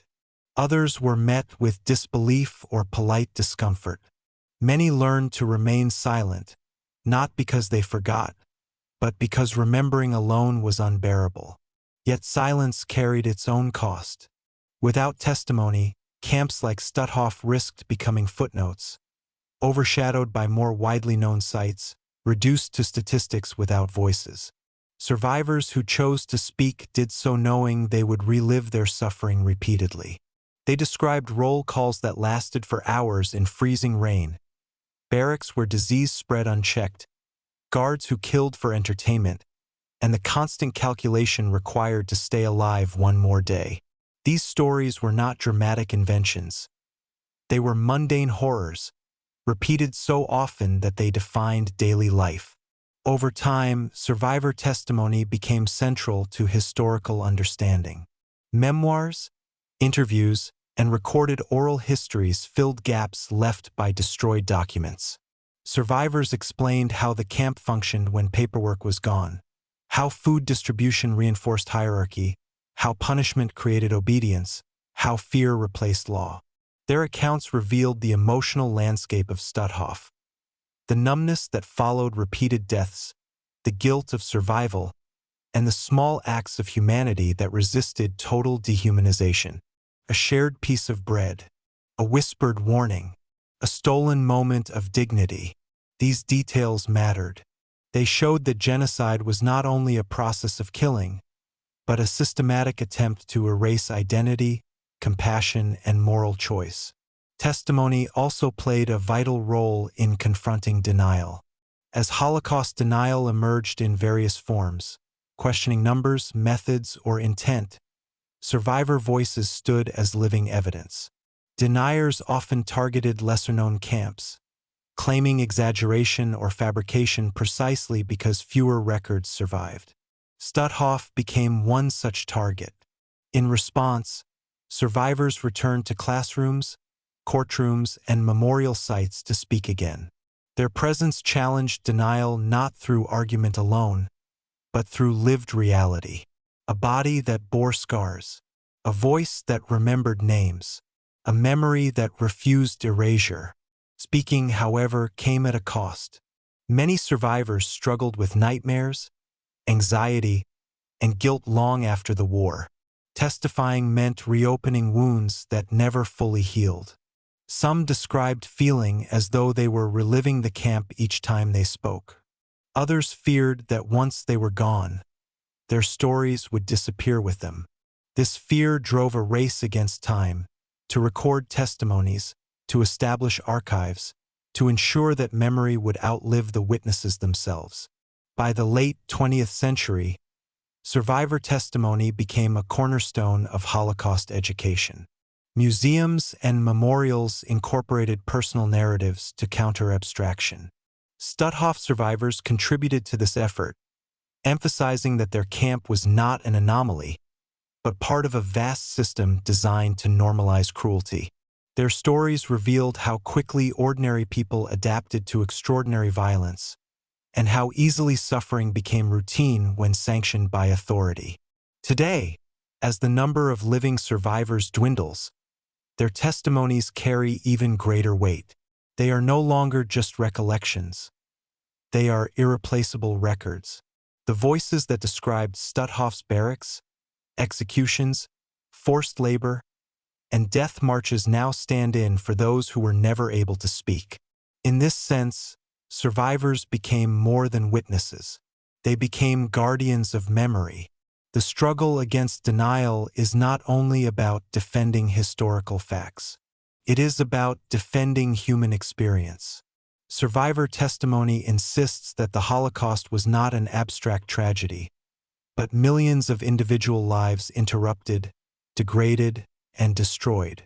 Stutthof survivors remind us that forgetting is not neutral.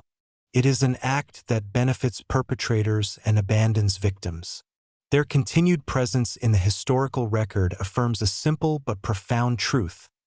The camps existed, the crimes occurred, and the suffering was real. Memory, when preserved and shared, becomes a form of justice, one that endures even when courts fall silent. Chapter 9, Segment 3. Legacy of Stutthof. Memorialization, education, and the responsibility of remembrance. The legacy of Stutthof did not end with liberation, trials, or testimony. It continued and still continues in the uneasy space between memory and forgetting, between historical record and public awareness. For decades after the war, Stutthof remained one of the least known Nazi concentration camps, despite its long operation, its role in mass murder, and its position as the first camp established outside Germany's pre-war borders. This obscurity was not accidental. It reflected the broader post-war struggle to confront uncomfortable truths, particularly in regions reshaped by shifting borders, political regimes, and Cold War narratives. The camp's physical remnants survived, but its story risked fading into silence. In the early post-war years, the land around Stutthof bore the scars of violence but lacked a unified narrative. Buildings stood damaged or repurposed. Graves were unmarked or incomplete. Local populations, themselves shaped by displacement and loss, often lived alongside the remains of the camp without full acknowledgement of what had occurred there. Memory existed, but it was fragmented, carried privately rather than collectively. As time passed, the urgency of reconstruction and political realignment overshadowed the work of remembrance. It was only gradually, through survivor advocacy and historical research, that Stutthof began to emerge as a recognized site of Holocaust memory. Memorialization was neither immediate nor uncontested. Decisions about how to present the camp raised difficult questions. Should it emphasize suffering, resistance, or documentation? How could the site convey both the scale of death and the individuality of victims? How could silence be preserved without allowing forgetting to take root? These debates shaped the creation of the Stutthof Museum, which sought to balance historical accuracy with ethical responsibility. Exhibits focused not only on statistics but on systems explaining how administration, forced labor, starvation, and terror function together. Photographs, documents, and reconstructed spaces were used not to sensationalize, but to educate.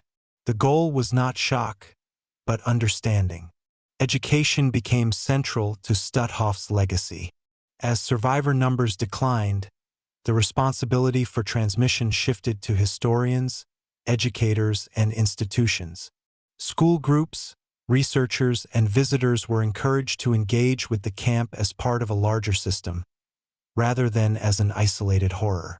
Stutthof was presented as evidence that genocide did not require immediate extermination facilities. It could unfold through gradual deprivation, bureaucratic cruelty, and normalized violence. This lesson proved especially important in countering simplified narratives of the Holocaust that focused only on gas chambers while overlooking the broader machinery of oppression. The camp's legacy also raised moral questions about complicity and responsibility. Stutthof relied not only on SS guards, but on civilian suppliers, administrators, engineers, and industries that benefited from forced labor. Remembering the camp, therefore, meant confronting uncomfortable truths about how ordinary institutions can become instruments of atrocity. This aspect of Stutthof's history challenged visitors to consider not only what happened, but how it was made possible, and how similar dynamics might emerge elsewhere under different conditions. In recent decades, the rise of misinformation and historical distortion has given renewed urgency to memorial work. Camps like Stutthof, once neglected, have become crucial reference points in the fight against denial and trivialization. The physical site, barracks, fences, execution areas, serves as tangible evidence that counters abstract skepticism. Standing within the campgrounds makes denial harder to sustain. The geography itself tells a story. The isolation, the scale, the proximity of death to daily routine. Memorial ceremonies, plaques, and preserved structures transform space into testimony. Yet remembrance is not only about preservation. It is about interpretation. Each generation approaches Stutthof with different questions, shaped by contemporary fears and values. For some, the camp is a warning about authoritarianism. For others, it is a lesson in dehumanization or a study in how violence becomes normalized. This evolving engagement does not weaken the legacy. It sustains it. Memory that adapts remains alive. Memory that stagnates risks becoming ritual without meaning. The legacy of Stutthof also extends beyond Europe. As Holocaust education reaches global audiences, the camp's history contributes to a broader understanding of genocide as a process, not an anomaly. It demonstrates how persecution escalates, how legal discrimination turns into physical destruction, and how indifference enables brutality. These lessons resonate far beyond their original context. They remind us that the conditions that produced Stutthof were not unique to one nation or time, but rooted in human choices, systems, and beliefs. Ultimately, remembrance carries responsibility.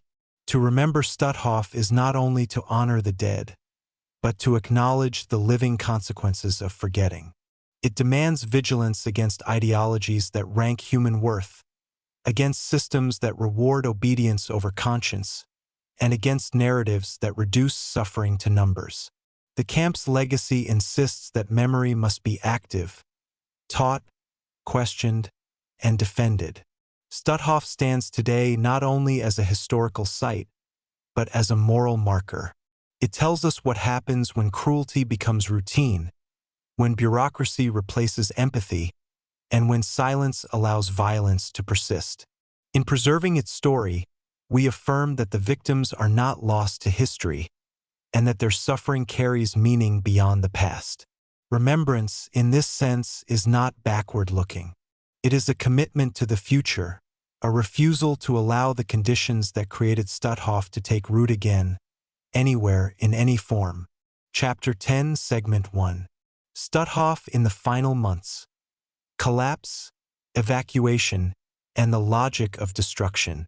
By the final months of 1944, Stutthof had entered its most lethal phase, not because the camp had become more organized, but because it was collapsing under the weight of its own system.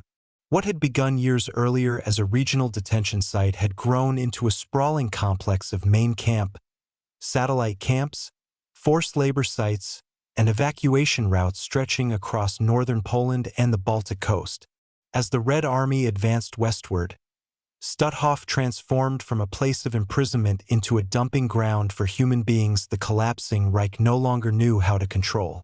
The logic of the camp no longer centered on exploitation alone, but on disposal, removing witnesses, maintaining appearances, and extracting the last possible labor from bodies already close to death. Transports began arriving from evacuated camps further east, including Auschwitz subcamps and labor sites in occupied territories. These prisoners arrived in catastrophic condition: starved, diseased, exhausted, and often already dying. Barracks designed for hundreds were forced to hold thousands. Floors disappeared beneath bodies. Sanitation collapsed completely. Latrines overflowed. Clean water became scarce. Clothing disintegrated into rags. Typhus, dysentery, tuberculosis, and starvation swept through the camp at uncontrollable speed. Death was no longer an outcome of punishment or labor alone.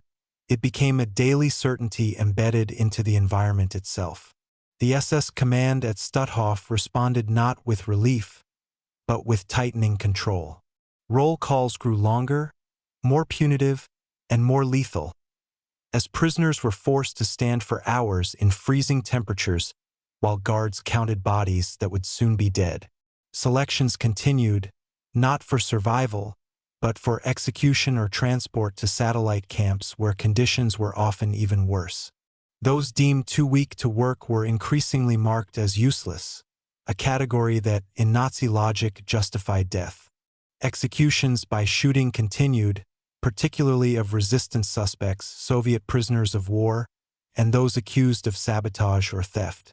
The gas chamber at Stutthof, though limited in capacity compared to extermination camps, was used with increasing frequency during this period, especially when disease outbreaks threatened to overwhelm the camp's ability to function. Crematoria could not keep pace. Corpses accumulated in open spaces, stacked near barracks or left where prisoners collapsed. The smell of death became constant, saturating the camp. As the front drew closer, the SS leadership faced a familiar dilemma repeated across the Nazi camp system: what to do with tens of thousands of prisoners as defeat loomed. The solution was evacuation, not as an act of mercy, but as an extension of destruction. Orders arrived to empty the camp and its subcamps before Soviet forces could reach them. Beginning in January 1945, Stutthof entered the phase that would claim tens of thousands more lives: the death marches. Prisoners were driven out in columns under armed guard, forced to march through snow, ice, and freezing winds with little or no food. Those who collapsed were shot or left to die. Civilians along the routes witnessed columns of skeletal figures stumbling through villages and forests, guarded by SS men increasingly desperate, brutal, and fearful. These marches were chaotic, poorly planned, and often contradictory, reflecting the breakdown of centralized control within the Reich. Some columns were redirected multiple times. Others were abandoned by guards who fled. Still, death followed relentlessly. Along roadsides, in ditches, and in fields, bodies accumulated, unburied, unnamed, and unseen by the world beyond the immediate landscape. Not all prisoners were marched. Thousands remained behind in Stutthof itself, either because they were too sick to move or because evacuation logistics failed. These prisoners endured the camp's final weeks in conditions of absolute collapse. Food distributions ceased almost entirely. Guards grew scarce as SS personnel fled or repositioned. Order dissolved into neglect. Disease claimed lives at staggering speed. Survival became a matter of chance. Proximity to a scrap of food, access to a blanket, or avoidance of violence during the final days. Even in this chaos, the logic of dehumanization persisted. Prisoners were still numbers, still expendable, still denied dignity in death. By the time Soviet forces reached the area in May 1945, Stutthof was no longer a functioning camp in the administrative sense. It was a landscape of abandonment and aftermath. Barracks filled with corpses, survivors barely alive, and evidence of hurried destruction. Documents had been burned, records destroyed. SS personnel had vanished or blended into civilian populations. Yet the truth could not be erased. The bodies remained. The survivors remained. The ground itself bore witness. The final months of Stutthof reveal the end stage of the Nazi camp system not as an orderly dismantling, but as a violent unraveling. As the Reich collapsed, so too did the illusion of control that had sustained the camp for years. What remained was the raw outcome of policy carried to its logical extreme. Mass death without purpose, cruelty without justification, and a system that continued killing even after it had lost all strategic value. These months stand as a stark reminder that the Holocaust did not end when defeat became inevitable. It continued until the last possible moment, driven not by necessity, but by ideology, habit, and the refusal to recognize the humanity of those it had already destroyed. Chapter 10, Segment 2. Liberation without relief. What the world found at Stutthof. When the killing finally stopped at Stutthof, it did not end with a moment of triumph or clarity.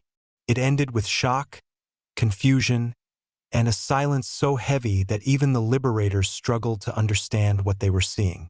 By the time Soviet forces reached the remnants of the Stutthof camp system in May 1945, the camp no longer resembled a place of detention in the conventional sense. It had become an open graveyard spread across barracks, forests, roads, and evacuation routes. Liberation did not arrive as a clean line between suffering and safety. It arrived too late for tens of thousands, and barely in time for those who remained alive. The soldiers who entered the area expected abandoned military facilities or scattered prisoners.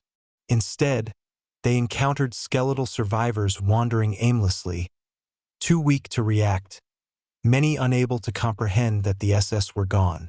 Inside the barracks, bodies lay unburied, some stacked where they had collapsed, others arranged by fellow prisoners who had tried, even at the end, to impose a semblance of dignity on death. The smell of decay was overwhelming. Disease was everywhere.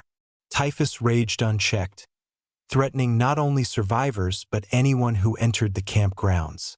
Many prisoners were beyond saving. Liberation did not mean recovery for them. It meant dying without guards, without blows, without orders, but still dying all the same. Medical teams faced an impossible task.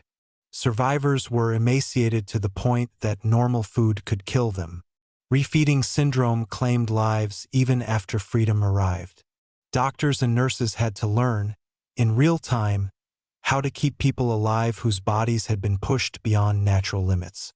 Thousands were transferred to emergency hospitals, where mortality remained high for weeks. Stutthof's liberation revealed another truth often hidden in the word itself. Freedom could not undo what had already been done. The camp had not simply confined people. It had systematically dismantled their bodies, their immunity, their sense of reality. Many survivors no longer knew who they were. Names had been replaced by numbers for so long that identity itself had eroded. Families were gone. Homes no longer existed. For Jewish survivors, the knowledge that entire communities had been erased awaited beyond the barbed wire. For political prisoners and civilians from occupied territories, return often meant displacement, suspicion, or renewed repression under new regimes. Liberation opened a future filled not with relief, but with uncertainty and grief. As Soviet authorities secured the area, they began documenting the camp as a crime scene. Mass graves were identified, cremation facilities examined, testimony gathered from those strong enough to speak. Unlike extermination camps such as Treblinka, Stutthof had not been completely dismantled before liberation. Evidence remained: barracks, execution sites, workshops, and the infrastructure of forced labor. These remnants would later play a role in post-war investigations and trials, though justice would arrive unevenly and incompletely. Many SS personnel who had served at Stutthof escaped immediate capture. Some melted into refugee flows. Others were taken prisoner months or years later. A number were never held accountable at all. Trials related to Stutthof did occur in the late 1940s, particularly in Poland, where former guards, overseers, and camp officials were prosecuted for crimes against humanity. Testimonies described beatings, executions, starvation policies, and the deliberate use of disease as a tool of control. Survivors spoke not only of physical cruelty, but of psychological terror, the way randomness itself became a weapon, keeping prisoners in constant fear. Yet even these trials could not fully convey the scale of what had happened. Numbers were debated, records incomplete. Entire categories of victims remained unnamed. Children, the elderly, the sick, many had vanished without documentation, absorbed into the mass of the dead. Stutthof's story after liberation also became entangled in politics. In the shifting post-war landscape of Eastern Europe, memory competed with ideology. Some victim groups were emphasized, others were marginalized. Jewish suffering, political persecution, and the experiences of civilians from different nations were sometimes folded into broader narratives that obscured the camp's specific role in the Holocaust. For decades, Stutthof remained less known internationally than camps like Auschwitz, despite its long operation and high death toll. Its relative obscurity mirrored one of the Holocaust's enduring dangers: that certain crimes fade from collective memory not because they mattered less, but because they lacked symbols dramatic enough to anchor remembrance. Yet for survivors, Stutthof never faded. Nightmares continued long after the camp gates stood open. Physical injuries lasted a lifetime. Many never spoke of what they endured, either because words failed or because the world did not want to listen. Others dedicated their lives to testimony, returning to the site to speak to students, historians, and visitors, insisting that what happened there be recorded, named, and remembered. Over time, Stutthof became a memorial and museum, its grounds transformed from a site of terror into a place of education. But this transformation did not erase the past embedded in the soil. Every preserved barack, every reconstructed fence, every artifact stands as evidence of a system that operated in plain sight for years. Liberation exposed the camp, but it also exposed humanity's limits, the ease with which bureaucratic cruelty could persist, and the difficulty of restoring dignity once it had been systematically stripped away. Stutthof did not end with liberation. It continued in courtrooms, in survivor memories, in unmarked graves, and in the moral reckoning that followed. The camp's final chapter is not one of closure, but of responsibility, the obligation to confront what was done there and to understand how a camp built outside Germany became an early model for a system that would consume an entire continent. Chapter 10, Segment 3. Memory, Justice, and the shadow Stutthof left behind. After the bodies were buried, the survivors treated, and the guards hunted down, Stutthof did not disappear. It settled into history as a quieter crime, less photographed, less discussed, yet no less devastating. The end of the camp marked the beginning of a long and uneven struggle over memory, justice, and responsibility. In the immediate post-war years, investigators attempted to reconstruct what had happened inside Stutthof, but they faced the same obstacles that had protected the camp during its operation: destroyed records, vanished perpetrators, and a system deliberately designed to fragment accountability. Orders had been vague, authority layered, cruelty normalized through routine. Many who had participated claimed they were following regulations, filling roles, maintaining order. Stutthof exposed how mass murder could be carried out not only by fanatics, but by clerks, guards, doctors, engineers, and administrators who never saw themselves as killers. This reality complicated post-war trials. Courts demanded individual guilt, but the camp had functioned as a collective machine. Some perpetrators were sentenced to death or long imprisonment, particularly in Polish courts during the late 1940s. Others received lighter sentences. Many escaped prosecution entirely, blending into civilian life, their past unexamined. Justice, when it came, was partial and delayed. For survivors, this uneven reckoning deepened the trauma. Freedom had not delivered moral clarity. The world that emerged from the war often seemed eager to move forward rather than look back. As Cold War tensions reshaped Europe, attention shifted. New enemies replaced old ones. Crimes were categorized, simplified, or absorbed into national narratives that prioritized rebuilding over remembrance. In this environment, Stutthof became a footnote compared to larger camps whose names had already become symbols. Yet within survivor communities, the memory remained raw and precise. They remembered faces, sounds, routines, punishments, details too specific to fade. They remembered how Stutthof evolved from a detention site into a killing center without ever formally announcing itself as one. They remembered that genocide did not always arrive with spectacle. Sometimes it arrived through paperwork, ration cuts, work assignments, and silence. As decades passed, the site itself became a battleground of memory. Decisions had to be made about what to preserve, what to reconstruct, and how to present the camp to future generations.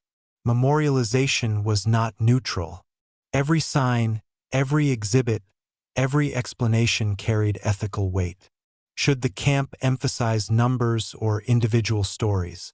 Should it focus on Jewish victims, political prisoners, or the multinational population held there? Should it present the camp as a German crime, a Nazi crime, or a broader warning about systems of power? These debates reflected a deeper question: what was Stutthof meant to teach? For historians, the camp revealed the early normalization of mass detention and death beyond Germany's borders. For educators, it showed how ordinary landscapes could be transformed into sites of industrial cruelty. For visitors, it confronted them with the unsettling fact that Stutthof operated for years without international outrage, without dramatic rebellion, without immediate collapse. Its endurance was part of its horror. Survivor testimony became the most powerful counter to forgetting. Those who spoke described not only suffering, but the gradual erosion of self. Hunger that reshaped thought, fear that distorted time, labor that stripped meaning from effort. They described how the camp trained prisoners to anticipate violence, to obey before commands were spoken, to internalize the logic of their own dehumanization. These testimonies challenged simplistic explanations of evil. They showed that Stutthof did not function because everyone was cruel, but because cruelty had been made normal, routine, and administratively correct. In this sense, the camp's legacy extends far beyond its fences. Stutthof stands as evidence that genocide does not require secrecy alone.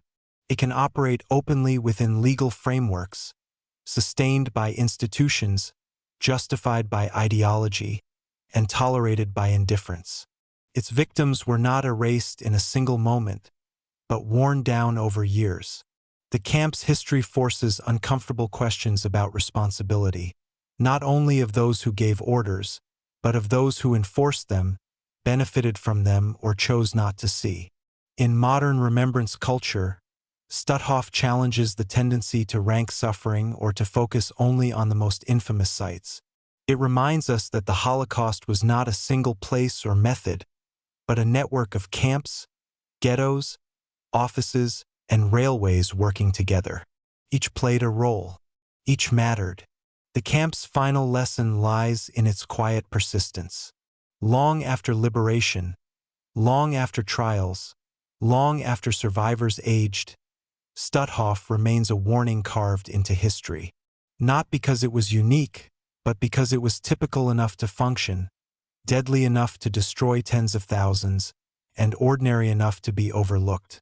Remembering Stutthof is not an act of nostalgia or mourning alone. It is an act of resistance against simplification, denial, and silence. The camp demands that we understand how systems of oppression are built step by step, how language disguises violence, and how human beings can be reduced to numbers without a single law explicitly declaring them worthless. Stutthof's shadow stretches into the present not as fear, but as responsibility. To remember is to refuse the comfort of distance. To remember is to recognize that the conditions which allowed this camp to exist did not vanish with the barbed wire. They persist wherever obedience replaces conscience, wherever bureaucracy replaces humanity, and wherever suffering is dismissed as inevitable. The story of Stutthof does not end in 1945. Continues every time history is taught, questioned, or ignored. And in that continuation lies the final judgment, not only of the camp, but of the world that allowed it to happen. Stutthof did not end when the gates were opened. It did not end when the guards fled, or when the survivors were freed. It ended only when the world chose to remember what had happened here. This camp began as a prison and evolved into a factory of suffering. Not through one single order, but through countless decisions made quietly, bureaucratically, and without hesitation. Stutthof shows us that genocide does not always announce itself with explosions or declarations. Sometimes it grows slowly, hidden behind paperwork, routine, and indifference. The men, women, and children who passed through this place were not statistics. They were lives interrupted, futures erased, and voices nearly lost. Their survival and their testimony is the reason this history still speaks. To remember Stutthof is not only to honor the dead. It is to recognize how fragile humanity can be when cruelty is normalized and obedience replaces conscience. History does not repeat itself exactly, but it echoes, and the echoes of Stutthof warn us still. Thank you for listening. May their memory remain alive, and may silence never protect such crimes again.